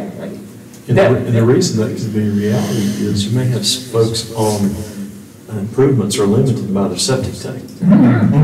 And I have a neighbor. and so they want to maximize return on their investment. And what's the best way to do that? Get a sewer line in the street. Right. Don't we need to deal with this now first? That's what I think. Yeah, well, that would give, because that would give us a count when we want to bid pumps out. To say, our anticipated pump demand is this. Plus, you can overlay your elevations, and you'll know what your situations are for all your pumping. Well, I think most of this GIS based, once we define what we need, is going to come out of the town systems, right? Out of Brad. He's going to create files, strip them, and give them to you. Yeah, we have. If that hasn't been done, that needs to get done. Right? Yeah, well, that would be helpful to get it in, because I operate the system. I've got the Esri and the base map stuff from Susie. So I've got all the base data already. Does it identify everything I've just said about households and? No, it has Ethan's tracking them all. I've got the hard maps from him. Yeah. But that's a good point. So, and we can put an overlay. You got existing? Yeah, because you have the existing, and then you have the properties that are going to touch the lines we're talking about. Then you need to overlay what policies you think are going to be applicable, because then that would drive that final, because I got to get to that final, somehow we got to get to the final flow number. Absolutely. And because that gets me to, We'll see. but see, that gets us to the question of budget dollars, because at some point, the state's still looking at the town and saying, you have so much money for the system, so, and there's a makeup column, really it's on the pumps. Where are those dollars coming from? And are you going to ask for us for those dollars, which we're doing, or are you going to have to reapply in March for any final additional funds for those? And so that request, which is very complicated. It sounds complicated. It's pretty simple, but it's also going to be based off of what your overlay of policy really looks like. Does the overlay include another 200 folks or 400 folks? Well, I think we should start with the basic grid of what we know, which is what I described to you. And as we get that done, then it's just a question of overlaying with policies on top of that. But until we have that platform built and in place, you know, we could be doing that now. I think we should be doing that now, just in order to get out in front of this thing. So I guess you need to let us know what you have and what you don't have. We need to get Brad plugged into this right now. I can plug in with Brad. Yeah. I know him very well. So. Yep. So I would say let's try to set some. With all the customers already, so GIS on them. That's right. I know we have all these pieces. I've seen it, and so it's just a question of building the platform, which I think is in GIS. It needs to be in GIS. Anyway, when it's all said and done, we need that platform to keep track of what we got. Of course we do. Everything's operating this shit. And that was our meeting with the KY Pipe folks that he's referring to. I'm not sure how they plug into several of these vendors, but they're plugged into several of them. So we went straight to them and had a very productive meeting. But their whole platform is GIS based. The same software, so we're compatible, ready to roll with them as we develop what pump we're using there too, that would be beneficial. Simultaneous to this, though, this idea of the pump, you know, what we're doing here, I think, is we're building a process of, are we going to put this to bid, or are we just going to hear the folks and pre-select one? I think you could do either, quite honestly. Yeah, I think that is. I think you can do it. I think that, my concern is that where it's been done, there's been, not on these little pumps, but even on big pieces of equipment, there's been a lot of complaints by citizens that it wasn't competitively bid. I only lived that from watching it go on. I wasn't in the middle of it, it was somebody else's problem. But I mean, even after we win a job that had a pre-selected piece of equipment, people would start raising hell and they couldn't sign a contract. That's how I got hung up on it, because people would complain if you pre-selected it, you had to bid it. So the owner, I was just wanting to sign a contract. I didn't care what. No, we have to put this process before the. Or equal. Or equal. We've seen them equal. Unless you're Jeff Freestyle. Okay, let me introduce Tim Carver. Their pump is Whitehall, is that right? Sir. This is Guy Chapp. He's a sales engineer with Tim Carver. Has a bachelor's degree from some small school there in South Carolina. Plays football. Hello, Tiger. He's worked with Tim Carver for 22 years. He's in applications and project management. So I'll let you guys go. We got if you want to set up, you've got a PowerPoint. Yeah, that'd be great. You can set it up. I'm going to give everybody a copy of what we're presenting, but I'm not going to let the cat out of the bag yet. So as long as you stay awake for the whole time, then I'll give you a copy of it.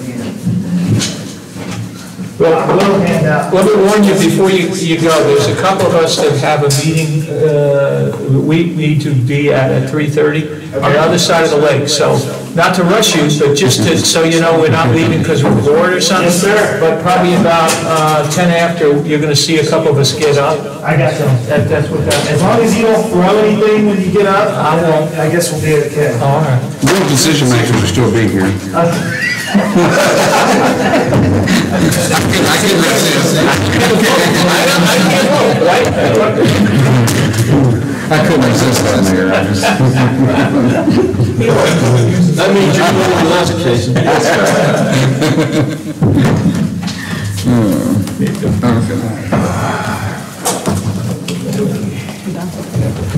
There's an extra.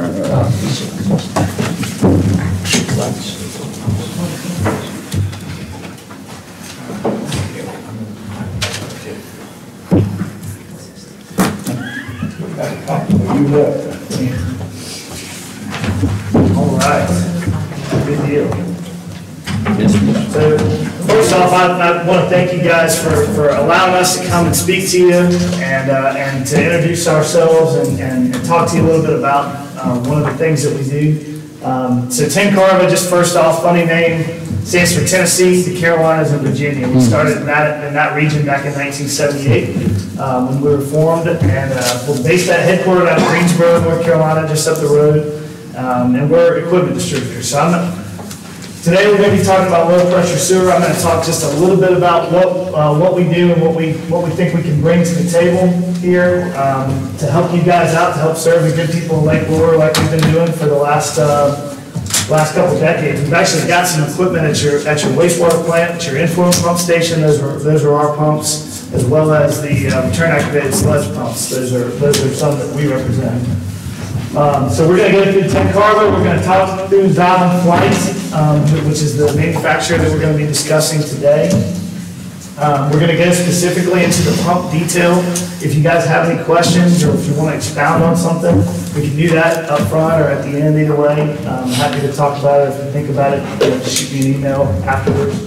Monitoring controls. We're going to talk about the design services, just package stations in general, and then do kind of a final wrap-up notes and summary. So just a little bit about Tim Carver and who we are. So like I said, we're an equipment distributor. I've got municipal up there specifically, but we handle most of these manufacturers, both industrially and municipally. So you may recognize a few up here that I highlighted Gorman Rupp because you guys have got Gorman Rupp pumps on your inflow pump station and your return activated sludge pump station. Highlighted Xylem Flight because that's who we're talking about today.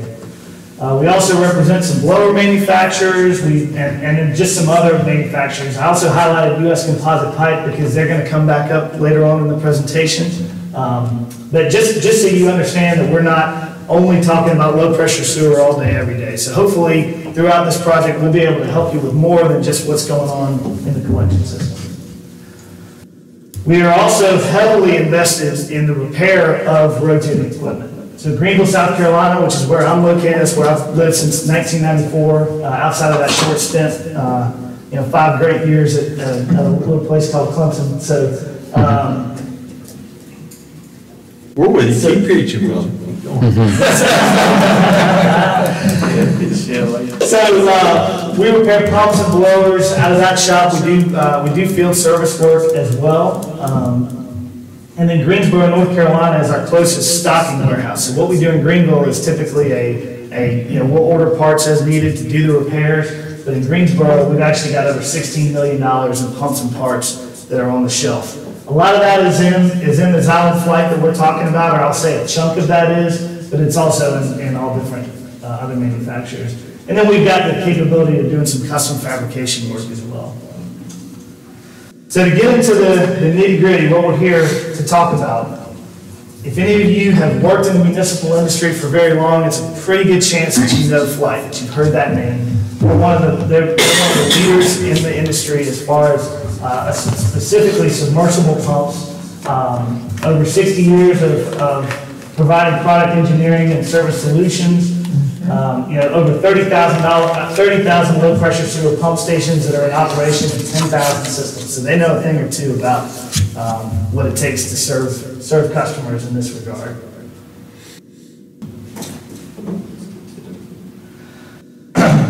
You guys are probably pretty aware of a lot of this timeline, but this is just a simple kind of step for low pressure sewer. Back in the 60s, this was initially developed in the USA, became popular, and then the submersible grinder pump was developed. Flight's been making submersible pumps for a lot longer than 1983, but that's when the grinder was developed. And then from the 80s on, this is a very cost-effective solution to septic systems, or to replacing septic systems.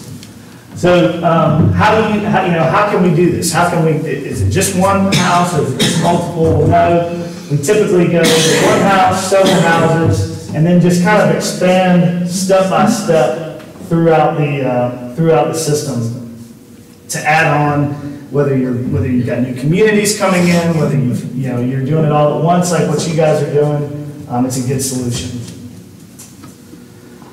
So a little detail. I just heard briefly, and I've read a little bit on your website and the minutes and things from the last couple meetings that you've talked about centrifugal grinders here, and you've talked a little bit about positive displacement. So Flight does both. They've got centrifugal grinders, 2.3 to 3.1 horsepower, and then progressive cavity grinder that's a 1.7. I handed you the progressive cavity because that is our preferred solution for low pressure sewer pump stations. We're going to get into why that's our preferred solution, but I wanted to kind of give you an overview and just show you the cutaway of both. Certainly, this is an application that is installed in many municipalities that are both, but the progressive cavity, like I said, is our solution, or our preferred solution. So I want you to pay attention here to the variability of these curves. So you see, you've got the A, B, C, D, and E items up here. And they correspond with a couple of different pumps, a couple of different motor sizes, some different impeller sizes. So there's some variability. You can hit the condition that you're looking for. And that is a good thing in some cases. The progressive cavity grinder is a pretty simple curve. You've got one pump curve that maxes out at about 240 feet of head. And then you can go down to 0 or really even negative on progressive cavity grinders. They don't care. And the flow varies very little with change in head. So that's really the big advantage that we see And the reason that a lot of our customers really like these progressive cavity grinders, or one of the reasons, is because they can install it with a static head of -10 feet, or you can install it with a static head of 100 feet, and it doesn't matter. Same pump going in both houses. So that makes life a whole lot easier when it comes down to maintenance, inventory, availability, making sure that the right thing goes in the right place when it's 3 o'clock in the morning, it's pouring down rain, and somebody's putting this thing in there because it failed. That makes life a lot easier. So this kind of illustrates the centrifugal curve, the red line being starting at the bottom left and going up to the right there, illustrating what a typical system head curve could look like for a small community like that's on the bottom, and then maybe a higher curve there for this larger community, all pumping into a common force main. So the progressive cavity grinder, if you see, is an extremely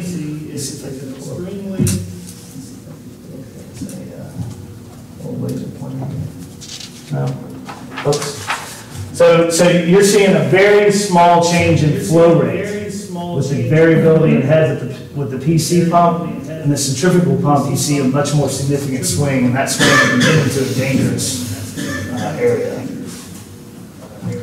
So advantages of progressive cavity: constant flow over wide pressure ranges, 200 feet of head capacity, reduces the need for intermediate lift stations in most cases, and it's an easy to service design with low power consumption. Centrifugal pump does have its advantages: modular design, so we can mix and match and change things around, interchangeable impellers, wide flow range over the system pressures, and self-limiting as the system pressure increases. So we're going to kind of go through and talk through some unique features that the progressive cavity grinder pump that we represent exhibits. We're going to talk through the motor, the cable entry, the lower bearings, the seal, the hydraulic end, and the cutter wheel. And we'll get into what each one of those looks like. So first we're going to talk about the motor. Most manufacturers, and I don't know if your other presenters have gone into this or not, I'm sure they have, but most manufacturers do not actually make the motor themselves. So they'll source that motor from a third party, put it into their pump, incorporate it into their design. Flight doesn't do that. They make their own motors. They're one of the only companies that does this.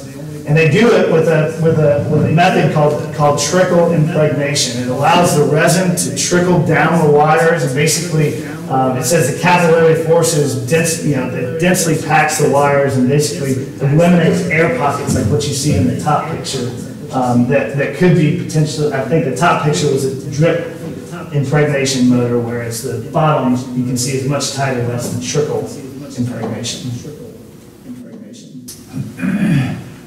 So when manufacturers use standard off-the-shelf motors and submersible pump, that heat builds up kind of in the middle of the unit, and it's not transferred outward in an efficient way. You can see that on the standard motor design.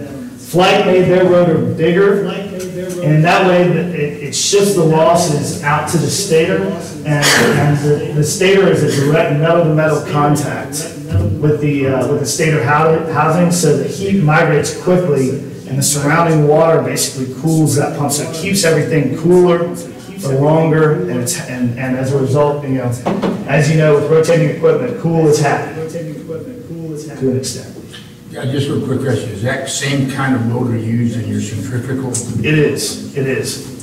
So the progressive cavity grinder pump shares the same motor that Flight's used in grinder pumps since 1983 and before, or 1.7 and 2.3 is the same motor. So Yep. if you were to get a pump at 2.3, it's the same motor.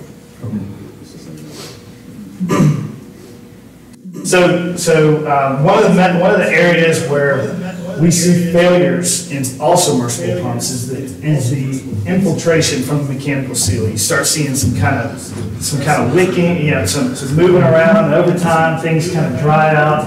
Well, the way that the Flight system relieves this is basically they basically have everything crimped down between a couple of nuts Everything is nice and tight. It's, you know, it's a proven system that's worked for a long time. I don't know if you've got any other details. Have we ever had somebody call up because they've had a motor failure due to the, you know, water? One time, right, you know, we have a failure in the motor, if you decide to use the cable as a different guy. Right. Right, pull up the 97-pound power pump, you lift it by the cable. There's a possibility right there, you know, you can pull something loose. Right. My pump or anybody else's pump. That's right. That's right. This is another area that I thought was pretty interesting. Flight put on probably, I'll say it was the first or second best training seminar I've ever been to, and it was a great seminar because they brought in everybody else's pumps on the market. They brought in E1, Myers, Hydromatic, Liberty, Barnes, Zoller. All these manufacturers, and they said, okay, let's tear them down and let's talk about them. Let's talk about them critically and let's look into them. And this was one of the areas that you'll see, and I hope you guys will get to come and look closely at the cutaway of the pump. These lower bearings are so much more robust than a lot of what the market uses. It's no, that's the explanation, or one of the big explanations as to why this has been a successful pump, is that these lower bearings are extremely robust. You can see a cross-section here that shows the centrifugal with the progressive cavity. Now, some of the high-head centrifugal flight pumps also use the double row bearings, but the progressive cavity does as well. It's a really good design.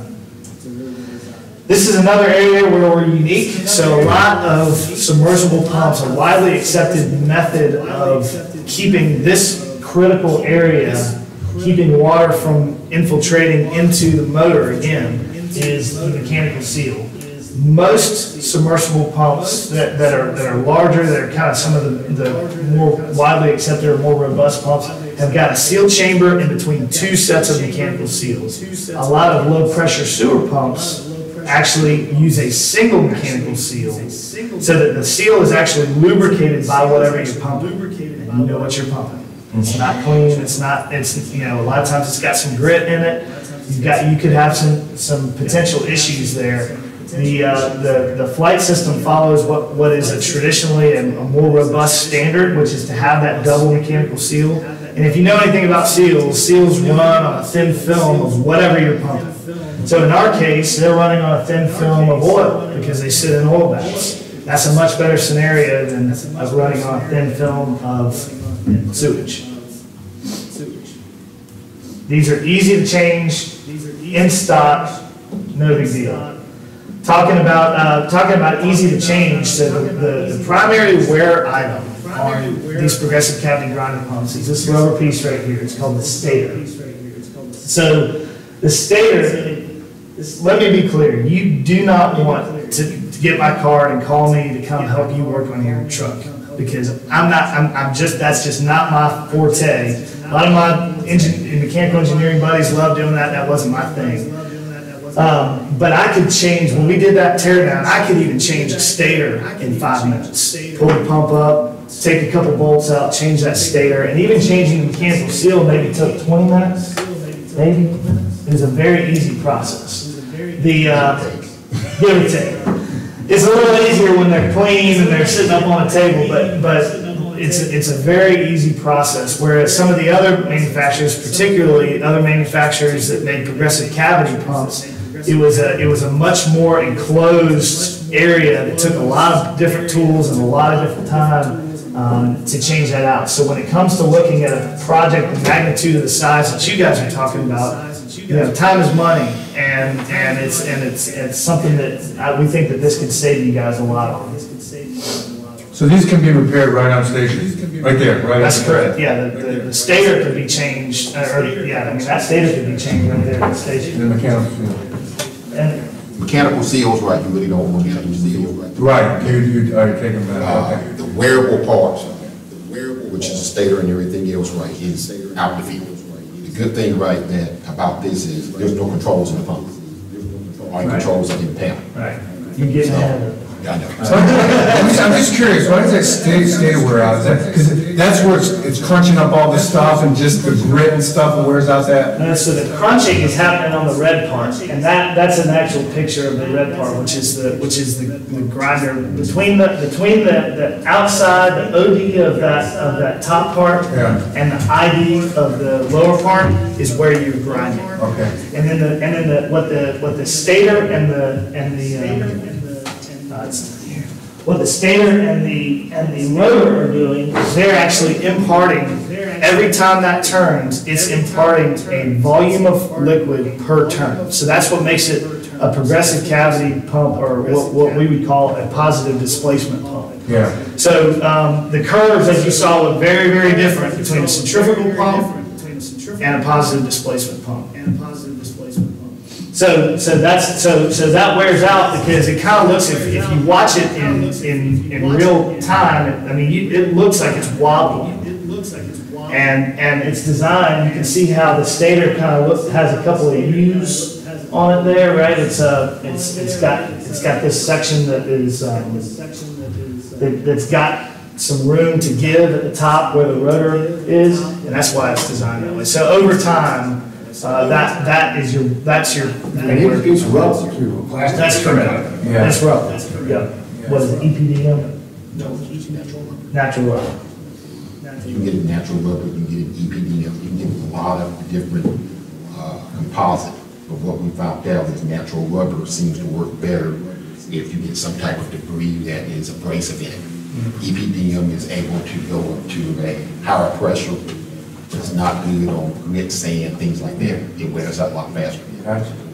Yeah. Well, this is interesting. This is unique because I think the last. This is like E1. This is like when the E1, the first one. Yeah. He used he used the same pumping principle. He used a rubber stator and a metal. But I don't remember a grinder piece of that too. I thought. Yeah, he had a grinder. I can't tell you where it is. He does have a grinder wheel at the bottom. Okay. There's a grinder. Okay. I found my laser pointer here, so I can actually stop pointing here. So this is what I'm talking about out here, where that will wear. And John, talk to the time frame when we're talking about it's going to wear. What? I look at a stator and the stainless steel piece, right, is normally called a rubber. The stainless steel, right? It's worm looking thing. Yeah, which is that main. And the stator is a rubber piece. To put it in layperson, if you have a centrifugal pump with a standard impeller, you're basically beating the water from point A to point B. This is acting like squeezing the water from point A to point B. Okay. So basically this cavity right there, it's so progressing. That's right. That's so basically you got three loads that cavity. progresses from point A to point B. With this turning at 1750 RPM, even though it's a pulsating stream, when it comes out, it looks like a steady stream of water. Yeah. You can't tell the difference between it because of speed. As it grinds up material, you want more household waste, which is not abrasive. It pumps through there at a fine slurp, just like it would on a centrifugal pump. But any type of debris that goes in it that, normal households like, you got homeowners, right, that like to use a garbage disposal, not like it should be used. They use it just for what it is, a trash can. Okay. And they throw various things down. Grease, eggshells. Yeah, I found out the hard way you're not supposed to. All kinds of stuff. What happens is, as that stuff passes through the system, right, it wears. It's like wearing on your tires. Every time, right, you turn the tire, your front tires wear faster, right, than your rear tires. Mainly because you turn it. That way you rotate them around. So on a normal everyday occurrence, pumping natural sewage, and the stator could last you between 5 to 8 years. But if you got Mrs. XYZ over here that decides like she wants to throw kitty litter down the drain, you're gonna get less life out of the stator. On the opposite side, on a centrifugal pump, okay, that doesn't have a dual mechanical seal, that uses a normal bellows type seal, that is using the pump. Okay. as you grind up that kitty litter, you're getting a certain amount of kitty litter on that mechanical seal face. That eventually, instead of wearing this out, and not wearing out the steel impeller or the metal impeller, you wear out the mechanical seal. Because the mechanical seal is in the puppet, and now mechanical seal runs in the land. So at the end of the day, I'd rather wear out a piece of rubber than wear out a seal that takes out my whole pump. You said 5 to 8 years. Is there a maintenance schedule recommendation that's replaced at a certain level, or you just wait for failure? Well, there's not really what I want to call a maintenance schedule on this right here. What we normally do is at the startup, you look at how long it takes to pump out. You do a drawdown test. Okay.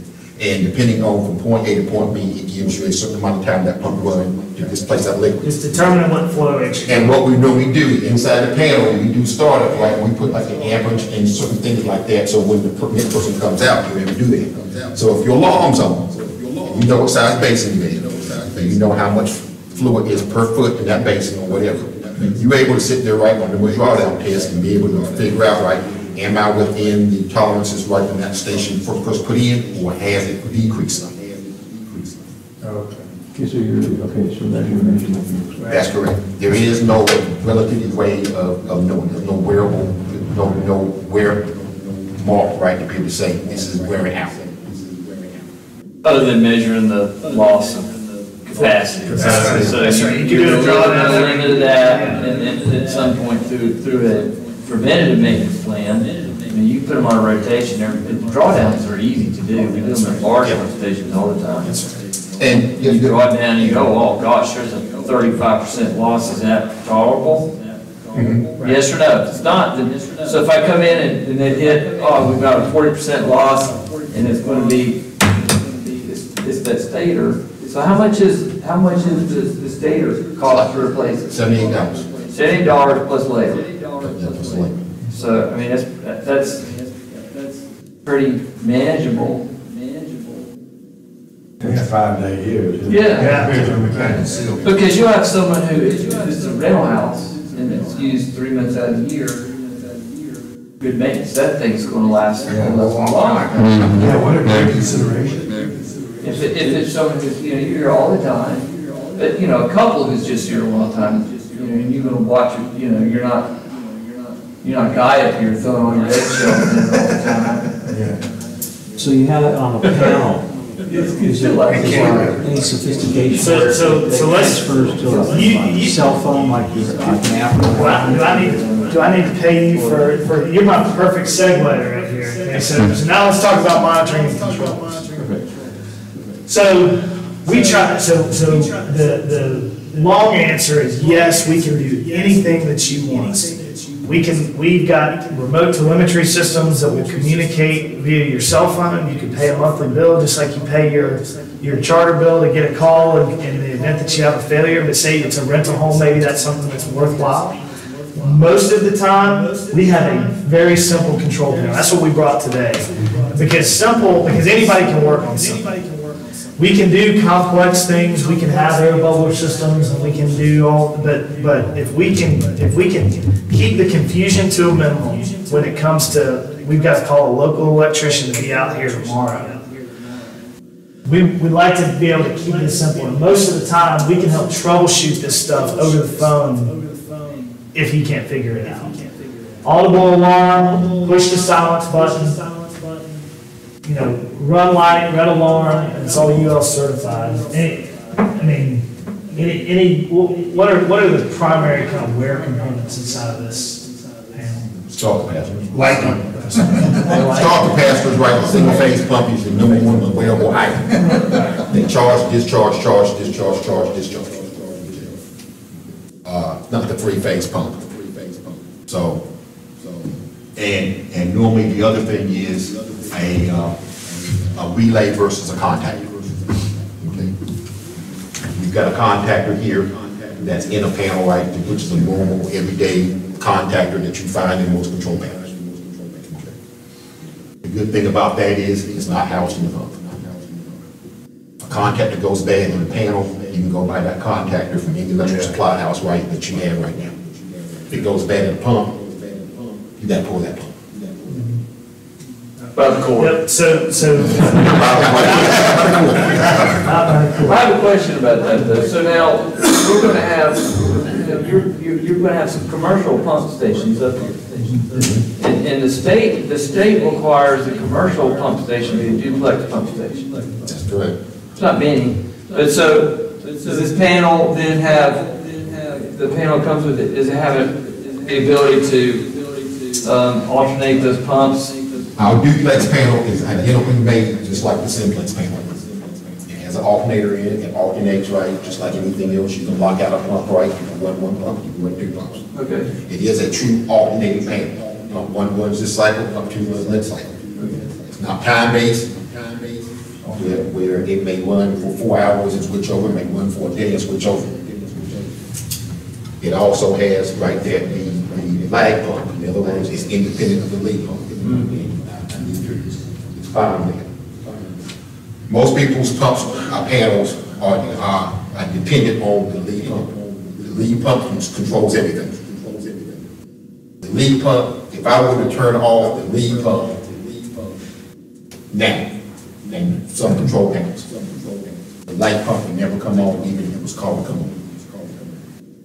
I must have that lead pump breaker turned on. I learned the hard way one day. Okay. First time we put this panel together right, I didn't look at it.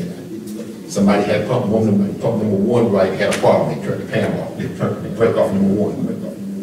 Well, when I turned that off right, it got all its signal, it just happened to be pump number 1 with lead pump, this go round. Light pump never came on.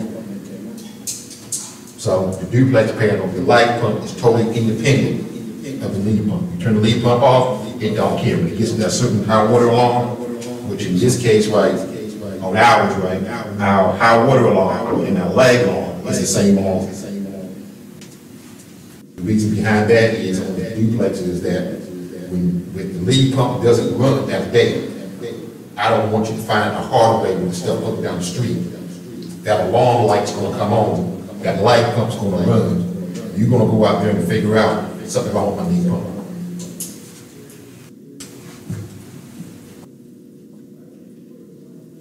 So John talked about the controls here. So he mentioned a little earlier that the capacitors and the pumps. So I'm just curious, you guys sat through a couple of these presentations. We've got the controls located outside of the wet well. Why do you think that is? If you had to take a wild guess. Corrosion. Right. You run into all kinds of issues, right? So we're easy to service without pulling the pump. One service technician can complete the electrical issues, usually requires 2 when you pull the pump. No need to disassemble the pump to replace capacitors. Makes in-field repairs possible, reducing the number of spare pumps needed for stock.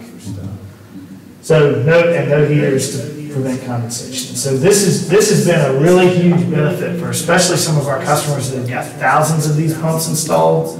This has been a really big deal for them. When a lot of those customers are down by the coast. One that we'll reference is Grand Strand Water and Sewer. You'll see they've got over 5,000 pump stations. And when Hurricane Matthew came through, they had pumps lined up from here to that wall 3 deep that had stuff down in that wet well that could flood. Of the flight pumps that went in, which is about 2,000 of the 5, there was I think it was like 6, and that was because the panels went underwater. The water got so high, right, it shorted out the panel and everything else with it. Right. Yeah. So, not at risk of flooding so much here during a hurricane event, but it's just an illustrator, simplifies things. We can use the probe, and we'll talk about that in a minute. We can also use standard mechanical float switches. This is what a lot of people use, like to see. They just like on off, We're good with that. The level probe, basically, as the level rises, so this will be your pump off level, your pump on level, and then your lag pump on level, and high water level. It's measured when the liquid contacts one or more of those stainless steel electrodes and just closes the circuit. The benefit of this is if you've got stations that are really heavily laden with grease and things like that, float switches can get hung up. The probe can be affected by the grease, but the nice thing is if the maintenance is required is you take it up and just get a rag around it and wipe it all off and stick it back. You can't pick it up by the wire. Yes, you can. You can pick this one up by the wire. So I told you I'm going to give you a copy of this. You guys can go through this. This is just kind of an advantage comparison, design takeaways, motor, seal, leak points, things like that. Sounds like you guys have got a pretty decent handle of it. Most of these guys are engineers. Yes, sir. Except for me. We won't talk about that. So design tools. So should you guys choose to use us for this project, we would get with Flight, and we would actually work through the engineering of this. We'd get a topographical map just like everybody does. And we would run that, do the system analysis, start analysis, do a scale model testing, calculate your line velocities, make recommendations on placement, and this is pump sizing. If we're using the progressive cavity grinder pump, there's one. Yeah, that's just a function of really, so that's a flow requirement. If we look at Rumbling Ball for a good example, which is at the north end of the lake there. We're really talking at that point of how many pumps do we need to put in that need to turn on that lead. So I may have two pumps that are a lead with a third as the lag type situation. But if I give you flow demands, your software that you use can assist in that cycle. Correct? That's right. And also the size of the you don't want to make absolutely. You don't want to pump too much going through there because that's a big customer. Yeah, that's right. See, the state's got some goofy minimum requirements when we start talking on these commercial sides too, and they're going to look at that Rumbling Ball. You don't want to size the line real big for it all being. No, I don't want to do that. I'd rather keep that cost down and look, and then also want to look at that Rumbling Ball's storage, minimum storage state says, and then a realistic storage requirement based off of how their pumps operate. Because I don't want to put in big, massive 100 horsepower pumps up there and slow the system. Absolutely. In the T2 rules, there's a section in there right there, there's a certain paragraph, right? It talks about, I think, what is it, I-5, section H, I, and one other. It talks about low pressure, duplex and simplex. Yeah. As to what you have here. It's pretty simple. The only problem with that one is that sometimes they make you have to have some type of, on the commercial ones, some type of backup generator receptacle. Well, unless you have storage on site. If you have your own storage. Right. Which we have done some backup storage system to where the wet well or the basin is smaller. What happens is we have a pipe that comes in at the bottom that goes back and you use a septic tank as additional storage, right? It slopes so that it fills back up, and then if some reason when the power comes back on, pump comes back on, and everything drains right back out of the basin. The tank itself, right, just back into the station and everything else. So when talking about storage, you guys are like right on top of where we're going here. So now we'll talk about basins, because that's certainly a consideration, right? Simplex stations or duplex stations for that matter. Fiberglass is, I would say, probably our most popular solution. Comes in various sizes, and we'll calculate that based off of the storage required. We can also use polyurethane. If you get into some situations where you've got really steep terrain, you're trying to get down into a tough area to get into, and every maybe not every pound matters, but a heavy basin is going to present a lot more problems than a lighter basin.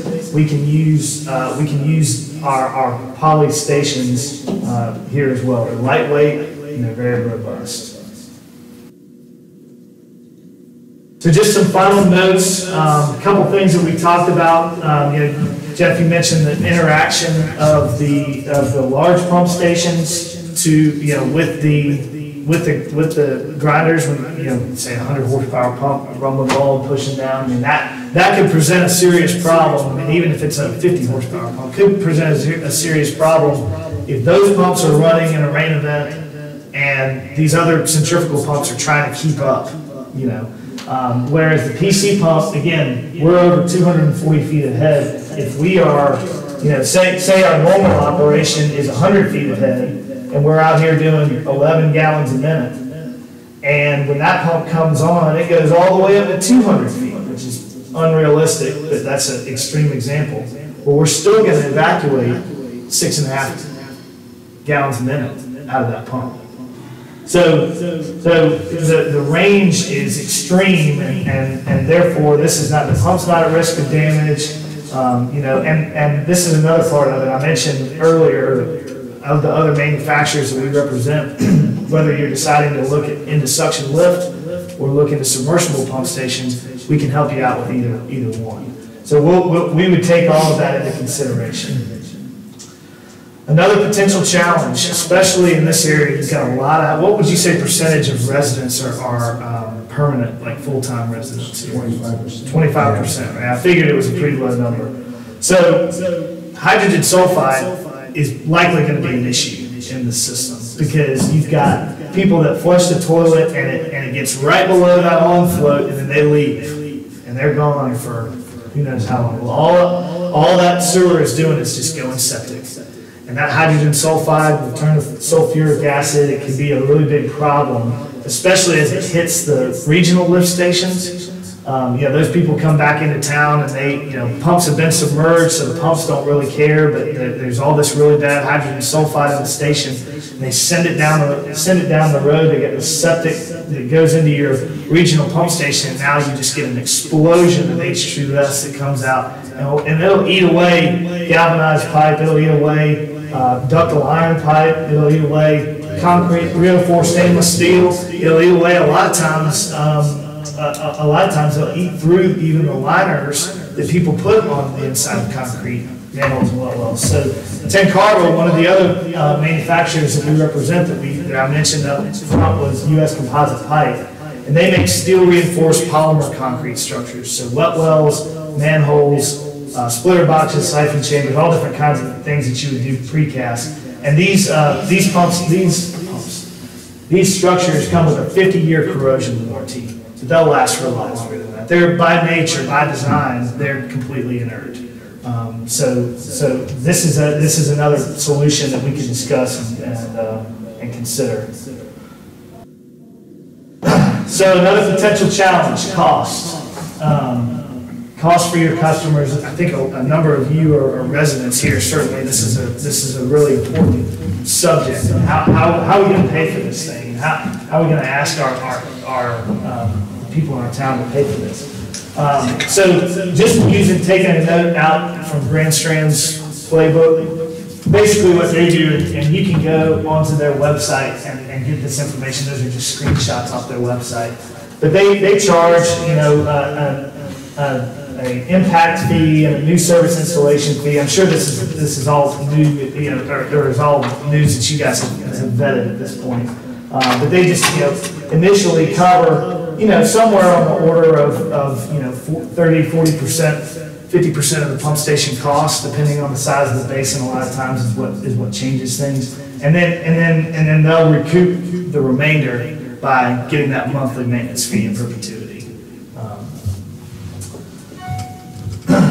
So just as a summary, the progressive cavity grinder pump, we've got the more robust double row lower bearings. We've got the oil sealed or the oil filled mechanical sealed chamber, the hard iron cutting assembly, the shaft stability, which we didn't even really talk about, but that's between the rotor and that mechanical seal. Cable entry is superior, and then as is the trickle impregnated motor windings. So for these reasons, this is the pump that we're recommending for you guys. I mean, you're telling us, you haven't said it specifically, but you're telling us that the life cycle cost of that pump makes it your suggested pump. It's over the life cycle of the system, the reduced maintenance over time is what really.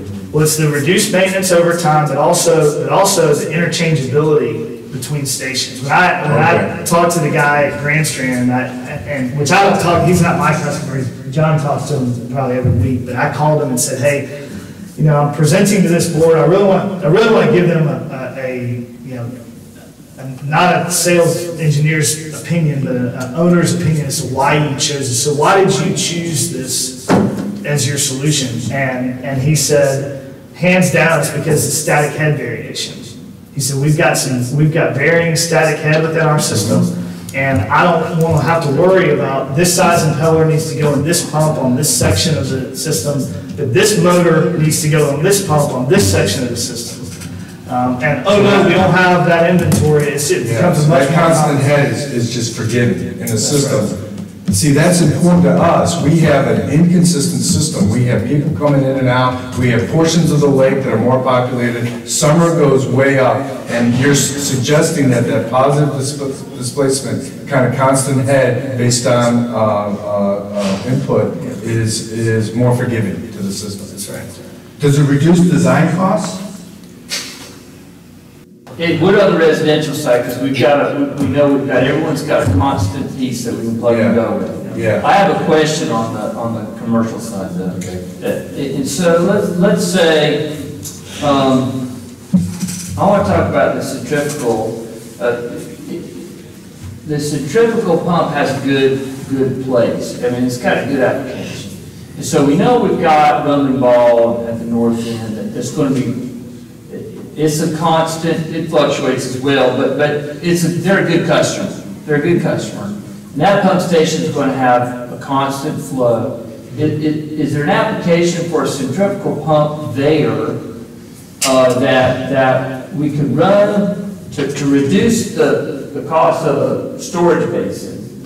If we could run a centrifugal pump system there that would mate up with the residential PD pieces and maybe have a prolonged, because there are different life cycles to some degree, if I'm correct. Depending on the pumping cycle. Probably not pumping cycle. But if you've got an application where you're pumping against 240 feet ahead, you're going to have to replace that stator more often than if you've got an application where you're pumping against 50 feet ahead. That's right. So let's say that we know that they're at the furthest point away, that they're going to be, they're somewhere around 100,000 gallons a day. That may be a better application for a flight centrifugal pump, but can I match it? Is it easy to match the head condition off that flight centrifugal with your flight PD for your residential folks around the lake? Is there a main force main coming right from Rumbling Ball straight up to town? One force main. Pick up half One force main. One force main. So I know I can keep it flushed with Rumbling Ball, but for the residences, we don't think we need the capital investment of all these centrifugals. I like the positive displacement pumps, but will it work in the closed system in itself? It'll work, right? Efficient. We've done it before here, and matter of fact, we go back down the ground. As you all may know, at one point in time, right, we were the E1 distributor. Oh, I know, yeah. And David and I had a conversation about centrifugal pump. Okay. The conversation lasted about this long. And the reason why I mentioned it to David, I said, David, I said, when you guys have to come in here and get parts and pieces or get a pump, I said, how are they going to know what pump to get to go in that certain location? Right. So centrifugal pumps have different impellers on it. Your pressure is from here to there. Okay. These guys don't know what it is. They're just going to come in there one night and get a pump, and they're going to go put it in right, and it's either going to work or it's not going to work. But I think what Jeffrey's asking is are we also going to be able to work in conjunction on a larger flow station? Going from that portion is they have force main that ran from point A to point B, and you gotta understand that Grand Spring has like 600 and something odd major pump stations, 2 horsepower and above. But they have this one force main, which has the highest head in all of Horry County. We had to put some low pressure pumps on it, and it ranged from like 90 to like 130. Low flow, high flow. We were talking about centrifugal pumps pumping into it, right? But we work with a PD pump. The good thing about that, at 130 feet ahead, when that main station comes on, you know what we pump it. But a centrifugal pump, it will pump a higher flow. Right. If you need a higher flow, it's centrifugal. Yeah, so for the regional stations or for the commercial stations, we're gonna be able to. For the commercial station, yes, you want, because you got this large flow that you got. Yeah. Okay. Yeah. Some manufacturers come in here and try to give you a PD pump that runs like a quadruplex, 4 pumps, 5 pumps, 6 pumps. That don't work. Okay. In theory, it works right, but what happens is that if you got a main line, you can only get so much through that main line. If you got a parallel line, you can get so much out. So in your case, yes, we can model that if we know certain criteria.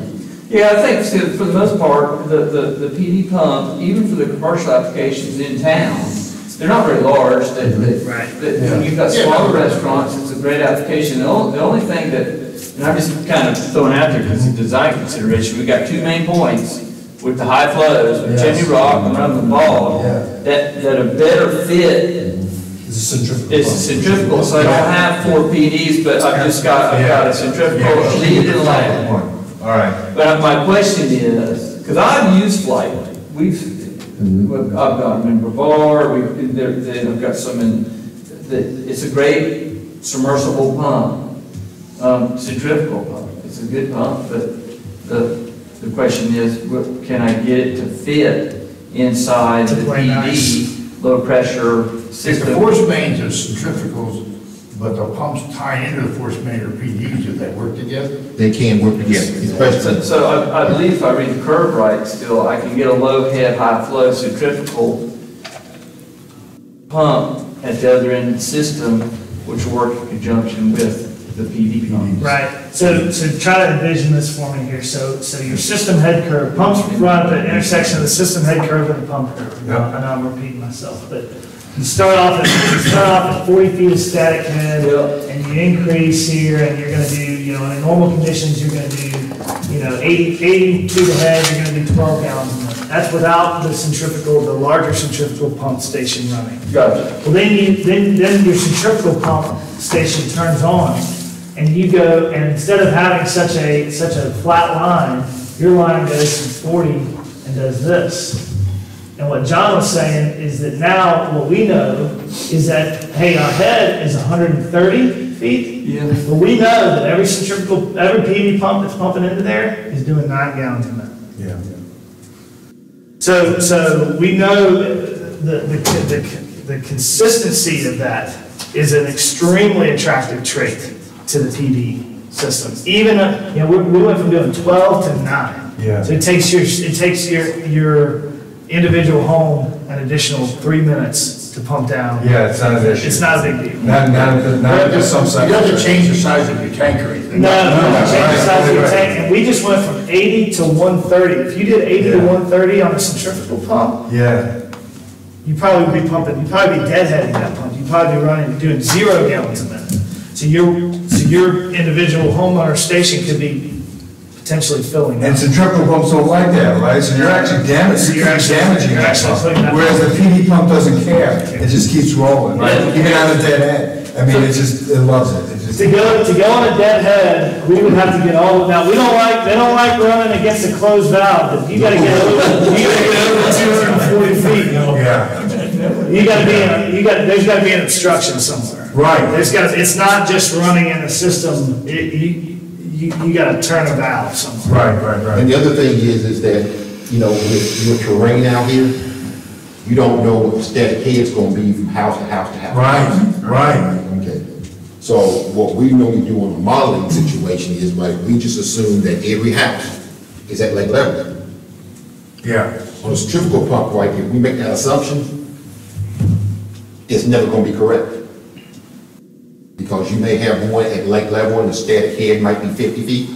You might have another one right where the static head might be 30 feet. Which one of y'all lives in that house up on the hill up there? That one's gonna be different. It's gonna be different, because some of the houses are fishes. Some of the houses are down by the way. They're all over the place. My street is 100 feet to the, where the post. Over the river and through the woods. Every house, so I mean, the PD pump, it's got a good application here potentially. Yeah. For the residents. Yeah, so this pump, this pump here, because it's got a rubber stator, will actually, won't let the pressure get so high, right? At that point, the stator just pushes away from it. So the stator will slip past the current. In other words, But in order, I mean, we would try to take a look at that system. When we're modeling that, we're gonna try to make some recommendations on placement. Because in order for that thing to slip, we gotta be, let me pull that curve back. Yeah, where's it on that curve? We gotta be way up here. No, I'm just thinking about, you also have to protect the integrity of the pipe system, so. Yes. Right, the point where you have to let go here.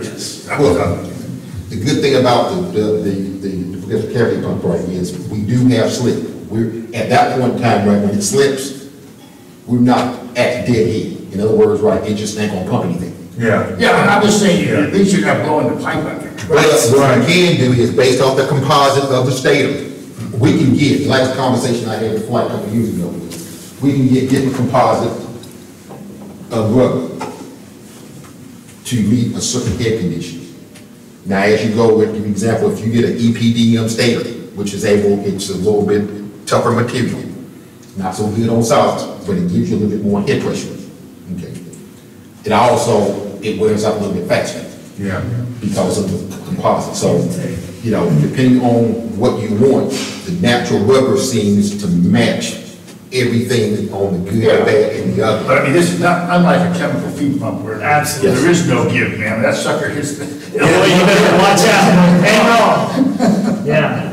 But just to be clear though, the stuff that goes in, that gets ground up, I mean, because a centrifugal pump with a blade on it, man, that's chopping up stuff. But this positive displacement pump, the way it's configured, it doesn't look like it really chops it up very much. It chops, take my word for it, it chops it up. Okay. Yeah. You got cut off, and you nick your hand between that, because it's very tight tolerance. I've nicked my hand so many times. So the chances of getting stuff stuck and jammed in this pump, no different than the centrifugal pump. That's right. So the clearance between the. This right here is your stationary cover and your rotating cover. Yeah. This is between that, like millimeters. Okay. It's small. Okay. And we're gonna go back to the first time when we got involved in this pump. Most centrifugal cutters are 3,500 RPM. They cut by speed. Okay, they're a two-pole pump. Okay, so they jam a lot. Single phase, 230-volt cutters jam a lot because I've got to get to a certain speed to cut something. Okay, we've got a 4-pole motor. The torque is better than any 3,500 RPM pump.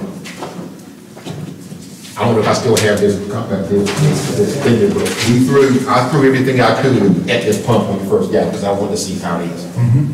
I'm one of those folks right now, I'm very picky about what I buy. Okay. I'm very picky about what I sell people because I don't like phone calls on Monday morning. So I threw everything I could, from ropes, the gloves, the plastic bags, to anything that I knew would go into that, tampons, applicators, diapers. The biggest thing is going to be wet wipes. Okay. The smaller the bases, or if we have a taper basin, we want to get all those things in there and get them out as fast as we can. If you get wet wipes, the clog together, they all have to come to the pump at the same time. And that's where you have a problem, like when we get to these large basins. So most of our basins, right, will be tapered on the simplex unit to where everything runs through it. So a diaper what comes in the day is out that same day. It's not going to have time to stick around and get some frames with it. Well, the way this is I just looked at it, right? You can't get, something's real big, you can't get into the cutter, you just can't get into the pump. No, but wet wipes is, you know, as most people know, like, these wet wipes are the killer of a lot of pump stations, commercial pump stations. But grease, they like the grease and wet wipes, they get together, and once they get together, they attract one another. Yeah. And, you know, and then they reach the pump right there in the group. Yeah. Okay. So these smaller bases right there taper down when it comes in today. I want that one to go out that day by itself. I don't want to bring any friends with me.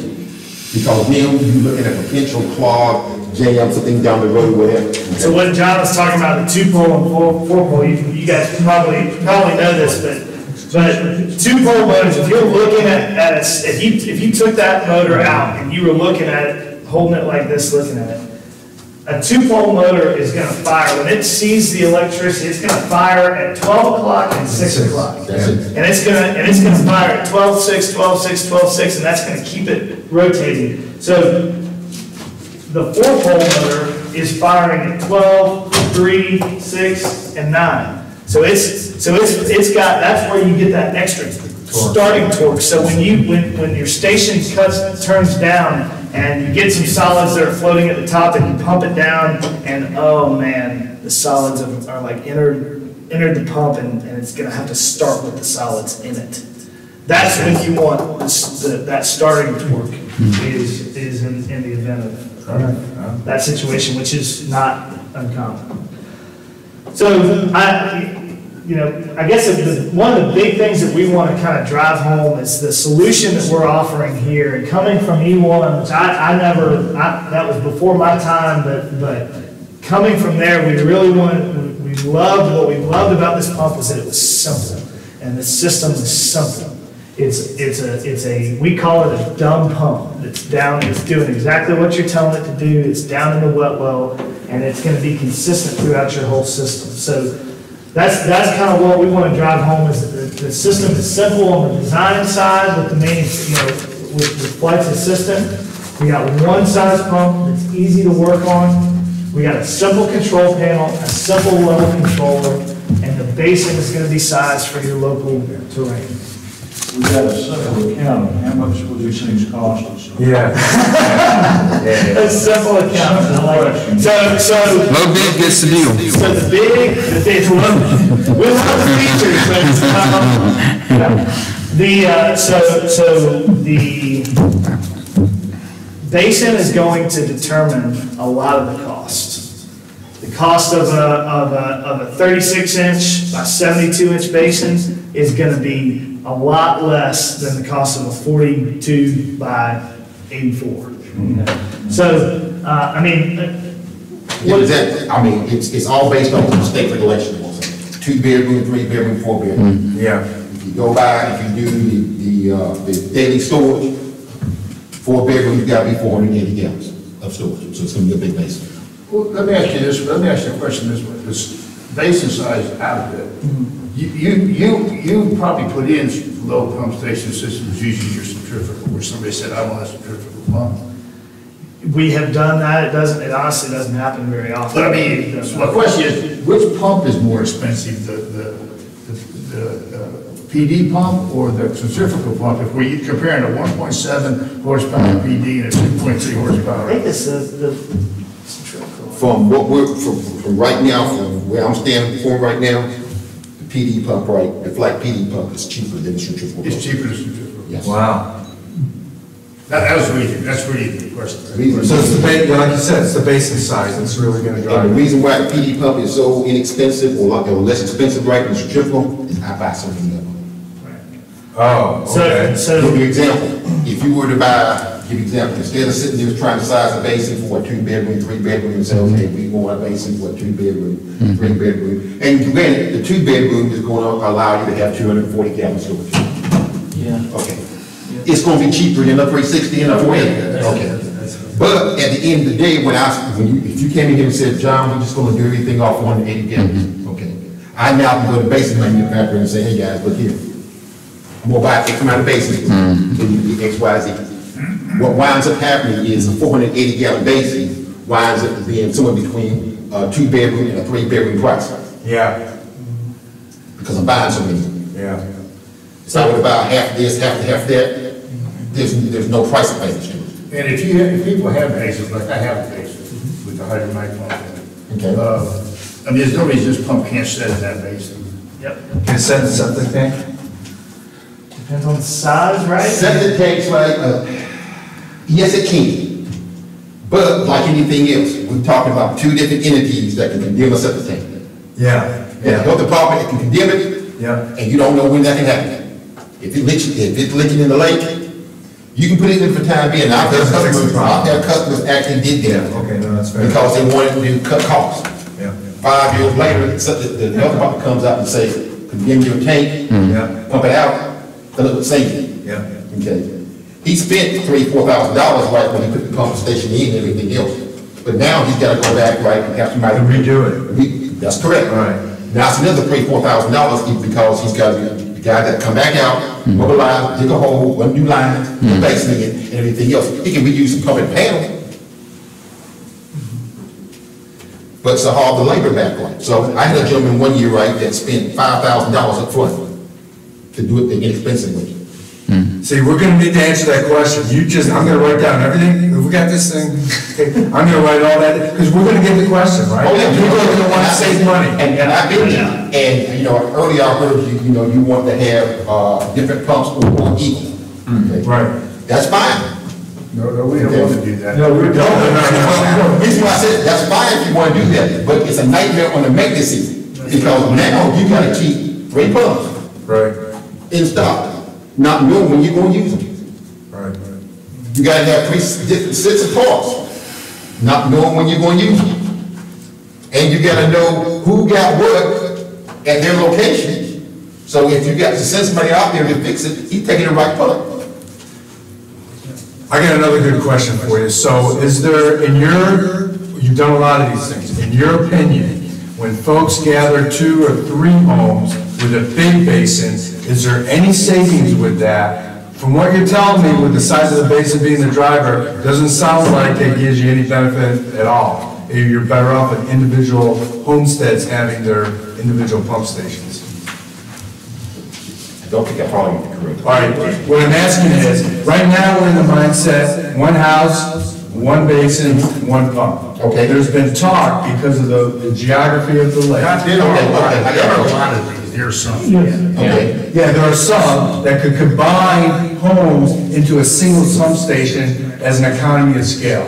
What is your view on At the that? end of the day, the question is, who owns that station? Right. That's a good question. Who has to pay the maintenance on it? Who has to pay the maintenance? Who's put the thing in the system that broke it? Well, that's the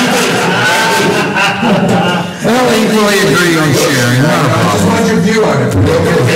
There's ways we can do this. All right. On big basins, right, on big basins, we can put bathrooms in them. Okay, give an example, if you got one here, and you got 4 homes, one comes in east, one comes north, one comes south, one comes in west. Yeah. They get their own little compartment. Yeah. But it can fill over, if need be. Okay, they'll get their own little control panel. Okay. There's So, a pump in there?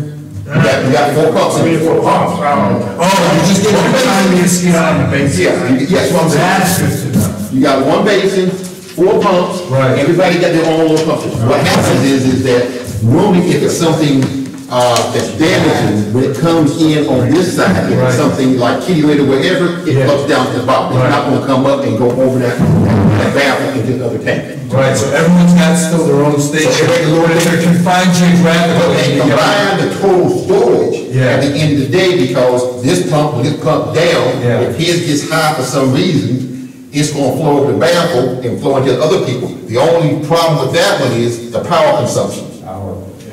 And it's not gonna be that much, right, because at the end of the day, it's not gonna run that way all the time. It's only gonna run that way in an emergency. They're gonna have to convince the town that they have a binding agreement.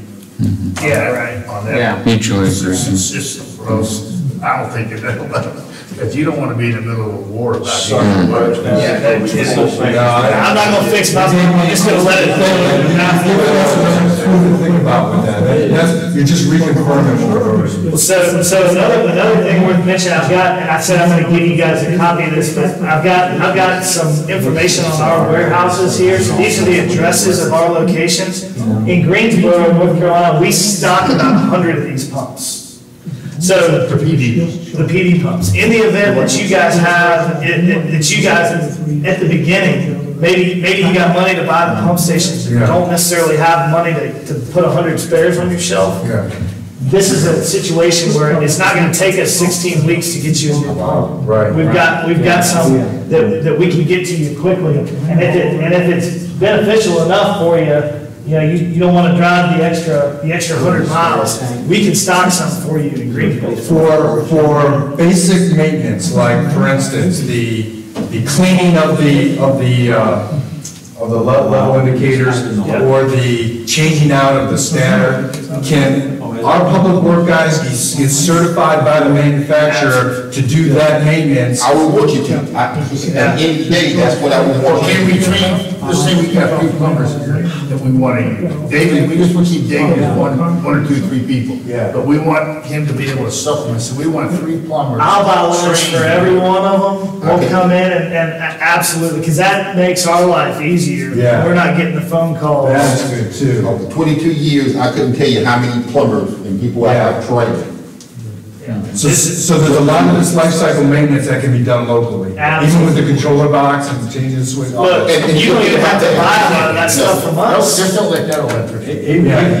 No, that's great innovation, Yeah, great. I mean, when it comes to the stator, motor, and some of those critical items on the pump, those are from us. Again, it's like $85. I mean, we're not talking about, these are not crazy. No, that's awesome. 153 miles, go get them. I just put our bios in here, and here are a few references. This is the last slide. Here are a few references just to see David has already offered, when I spoke to him, he said, man, please tell these guys to come down and see me.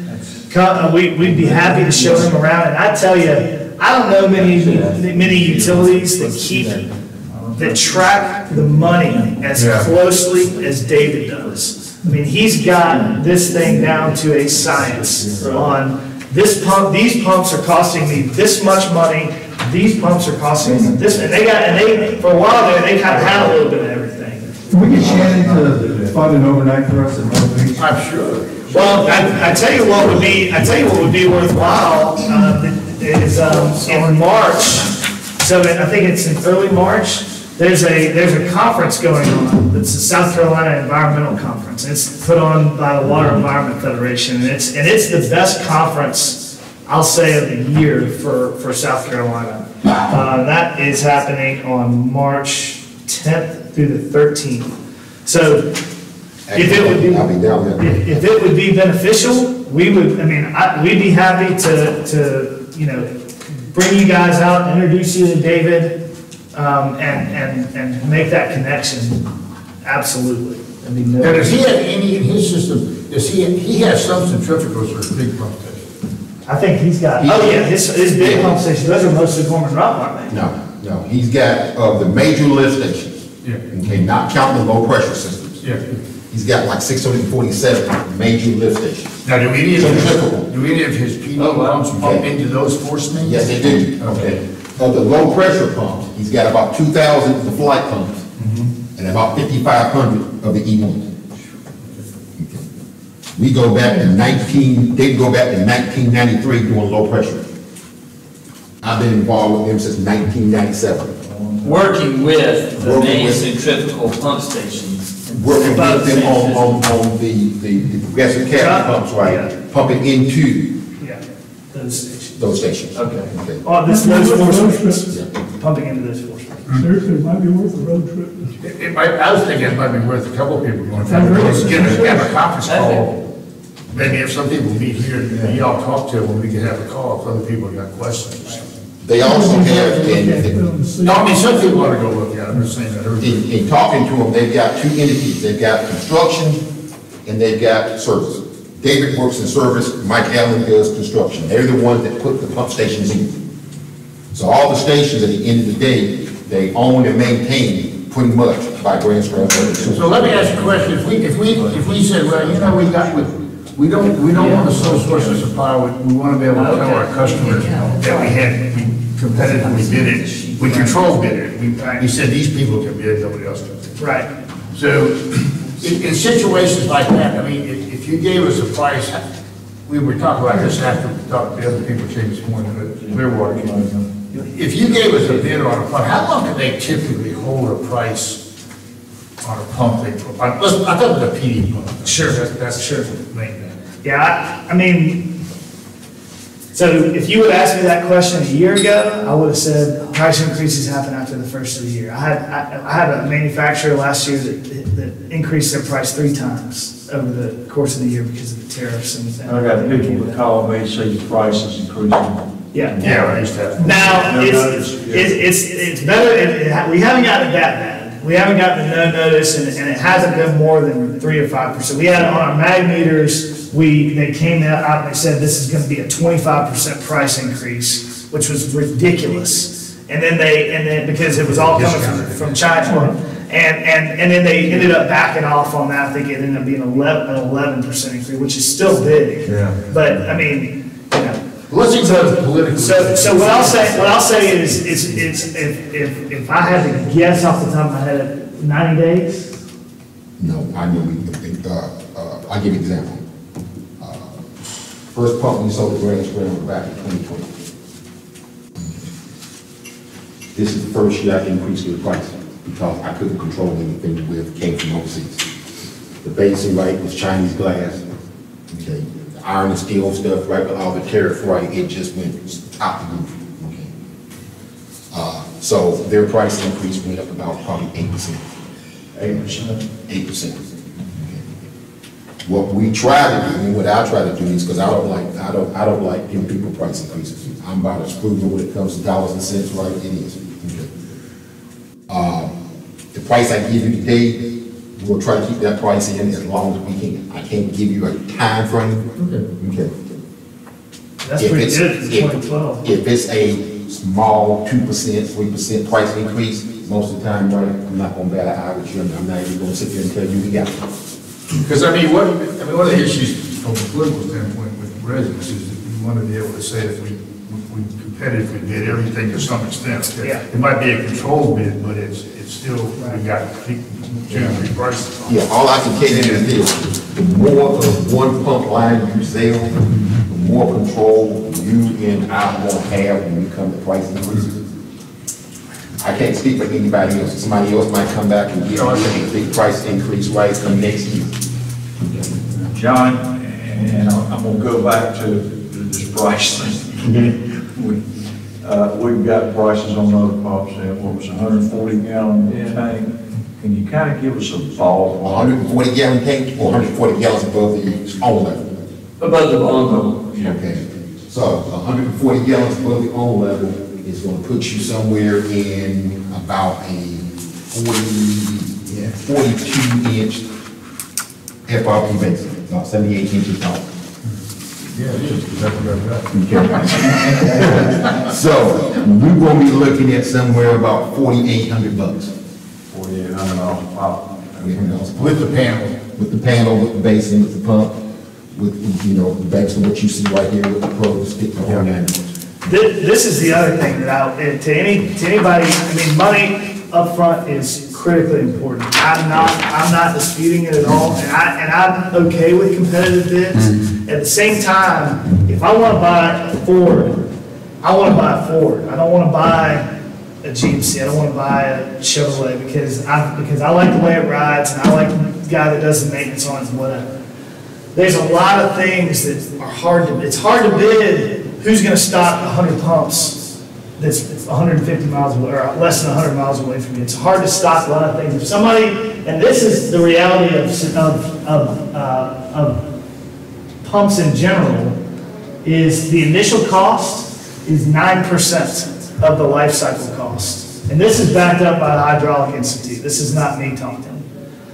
The maintenance and the operation are where you get where you pay over time. And so to anybody who says this is not fair, you didn't do this, if you got prices from other people and we're charging a fair price comparatively, and the benefits outweigh the cost, the delta. We might be cheaper. I mean, I don't know. That's why we don't feel like we can get into this pump or equivalent. Right. Argument with folks, but we need a starting point. Whether you choose us or not, I would encourage you, the low bid, hard bid deal is a game. Yeah. It's a game, and it's a game that nobody likes to play, and we play it all the time. It's my least favorite part of the job. But I would much rather have a customer say, "Guy, I just don't want I just want this other pump," and I'd say, "That's fine, that's great." I hope my customers say that about me sometimes. So what I would say that I've got a great article from the Hydraulic Institute that I would love to empower you with and give you, and so that if anybody asks, you can hand that to them and say, "Ma'am, sir, please read through this. It's going to talk to you about pump life cycle cost and about what's involved in it. And here are some of the reasons why we decided that we wanted to go with 10 Carb or Clearwater or whoever." That's what I would say. And from what guys told me in the minutes I read, there's a possibility of the homeowner purchasing the pumps up front. Doing what?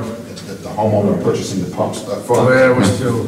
But at the end of the day, the town's got to maintain it. Okay. So, just like anything else, a homeowner, all he sees is dollars and cents. Right. He doesn't see what's on the back end. Okay. I've got a 2004 Infinity FX out in the driveway. It's got 292,000 miles. I drove it 150 miles to get here. I'll get in that car and drive from here to California if I had to. The reason, and I bought one just like it in 2011, and the reason why I bought it is because I trust the 3000 engine that they got in. Okay, everything on that car and the engine department is identical except for belts and stuff. Okay, so if I'm gonna buy it again, I'm gonna buy what I know. You know what I'm saying? Okay, because it treated me good on the repair side. Okay, I can go buy something cheaper. Now, granted, it's not a cheap vehicle. Okay, but I paid for a little bit more on the front end, so I'll have to pay on the back end. That's right. And you got to say, he got a $40 lifter, he got half a thousand. I hate to say that. We basically looked at 2 PD pumps, and one that you got. Yeah. And then, of course, you have the truth, because we talked about your PD pump, and then we talked to Houston Triple. So, I mean, it's really going to be Jeffrey and Saul to come back to us and tell us what they think about it. Sure. If we have some drastically different opinion, I suppose we can say so. Sure. But so, I mean, that's basically where we're at. And I think at this point anyway, that's probably before we're going to look at it. I don't know if we're going to look at those ones. I think we've wrapped up. We've seen a good spectrum right now. So we got, I mean, they've got to look at what, from an engineering standpoint, which one makes a better system, because we're getting hammered. And one of the reasons we're doing this is being told by the state, the system has to work. We don't want any problems. Right. That's all the state says now. So we've got to come up with something that works. Well, I hope that the time spent that we've done business before Lake Lure in the past, with Gorman Rupp, I mean, if our stuff didn't work, we wouldn't be doing this for me. No, we just have to all the politics of it. Absolutely. The technical part. Well, please, wait there. If you've got any questions about anything, call me. Don't hesitate. I'm up this way, at least in Hendersonville, Asheville, or around the area very regularly. It's a short drive from me. Call these guys, Brian and Keith. So I meant to point this out. So Brian with Brunswick Utilities, which is in eastern North Carolina, they've got, what did you say, a couple hundred of these? They got about 200 flight systems. Not including the E1s that he purchased from us right years before. Right. And so this is a pretty unique, I think, both these guys are probably worth a phone call. Brian is director of utilities, right? But Keith is the guy who specializes in installing these things, putting them in. So, and that's, like John said, that's not just us, that's other systems. So they're gonna be very quick to give you an honest opinion. Now, there's one person's name that's not up there. He's the repair person for Branch Strand Water and Sewer. His name is Ivy Wolf. I couldn't even begin to tell you how many pumps Ivy Wolf has repaired since I've been doing it. It has to be over 6, 7, 8,000 pumps. Okay. When it comes down to repair and maintenance and stuff, right, he's the guy that David goes to. And the reason why, at the end of the day, if Ivy's happy, David's happy. Because that means that Ivy ain't seeing something. Yeah. So if you guys are ever in Greenville and you want to check out our shop while you're there, or talk to some of our mechanics, you know, a lot of times it's not, you know, we can send somebody up here, it's going to be a more expensive deal. A lot of times we're you know, servicing some larger pump stations. Certainly we love to service the regional stations for you guys, but we're not somebody like Carolina Water Systems or Carolina Lift Stations that does contractual preventative maintenance for most. No, I think we've talked about training for the water pumps, we talked about training 2 or 3 local. Yeah. And when it comes to the larger stations, we do, I mean, we do training seminars every year, at least once a year, where we'll bring a pump in for like 3 or 4 days, and it's a glass face pump, so you can actually, we talk about hydraulics, and we bring our customers in and teach them how to troubleshoot, what to look for, things to, preventive maintenance things to do, and stuff like that. And occasionally we'll actually go out to a plant or a lift station and do some of that work for a local municipality and use it as an example, kind of a teaching example. So we've got a number of those, and those are suction lift pump stations. We've got a number of those in the area too. Whenever y'all start looking into the bigger stations, if you want to come tour some of those, we can do that. Okay. So, Thank you guys so much. So we sell suction different pumps, right? Well, it's more than that actually, but those are some of the larger names we're recommending manufacturers. We're recommending this particular one. That's correct. So we actually, as far as low pressure, the Light is the only manufacturer of aggressive cavity guns. And I will say, Surumi and KSB, so Norman Mount doesn't even make a submersible cavity pump. ITT Bullets doesn't either. These are clean water pumps. That's not totally true. They do have some submersibles, but they're non-clogged type pumps. So they're larger, larger pump stations. I really like Surumi. They have $20 million in inventory sitting on the shelf in Chicago, Illinois. And they've got some really good technologies in the area. Cell phones. Right now. They're a really good one. So I would say, they have a I don't think it would be. We have to adjourn. I'm talking flight make has This side, I guess would be water.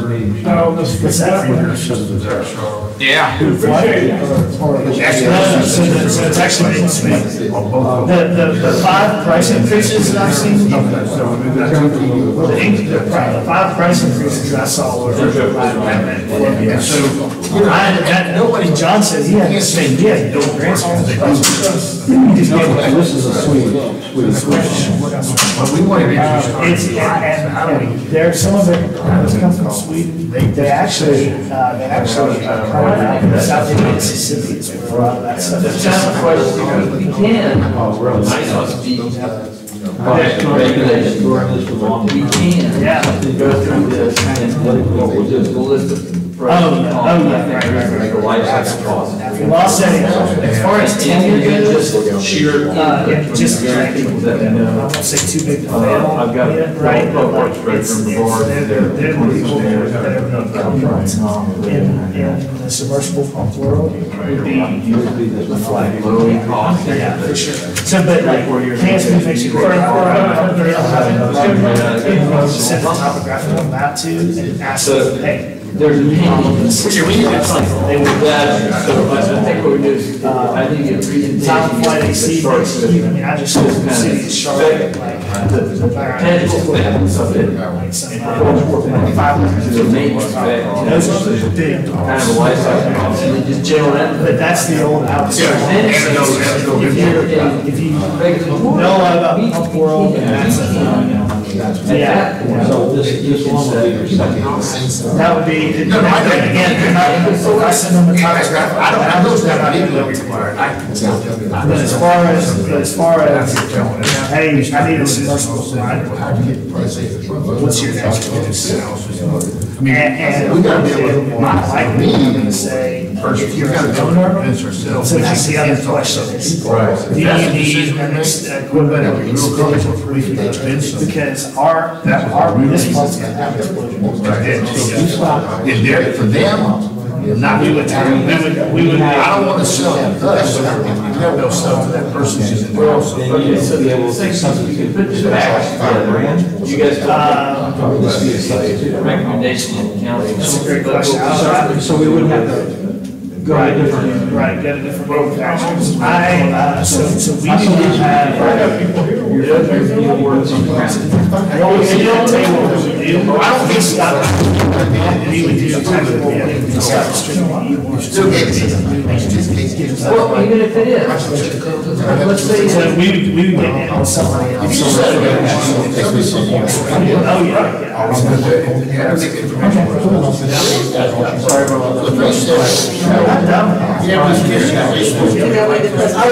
Yes, thank you.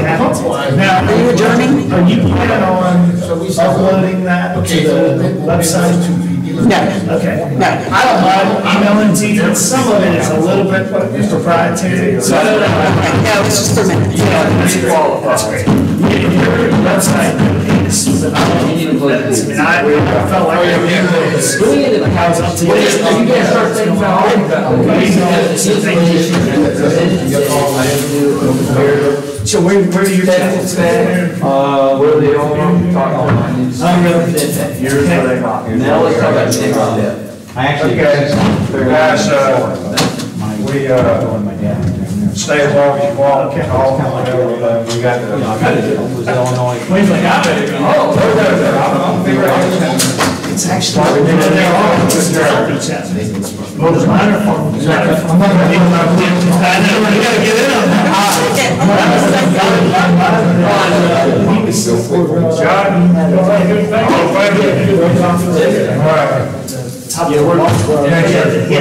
Thank you for handling John Simpson.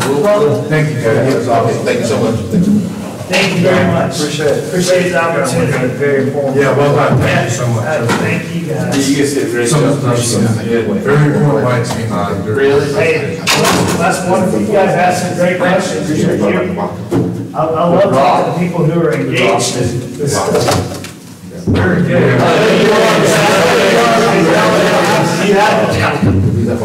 Mount Meir. How long have you been I was there about 4 years. Yeah, we love it. It's really, It's just so small, but that's what we, that's all good, it's all made, everybody knows each other.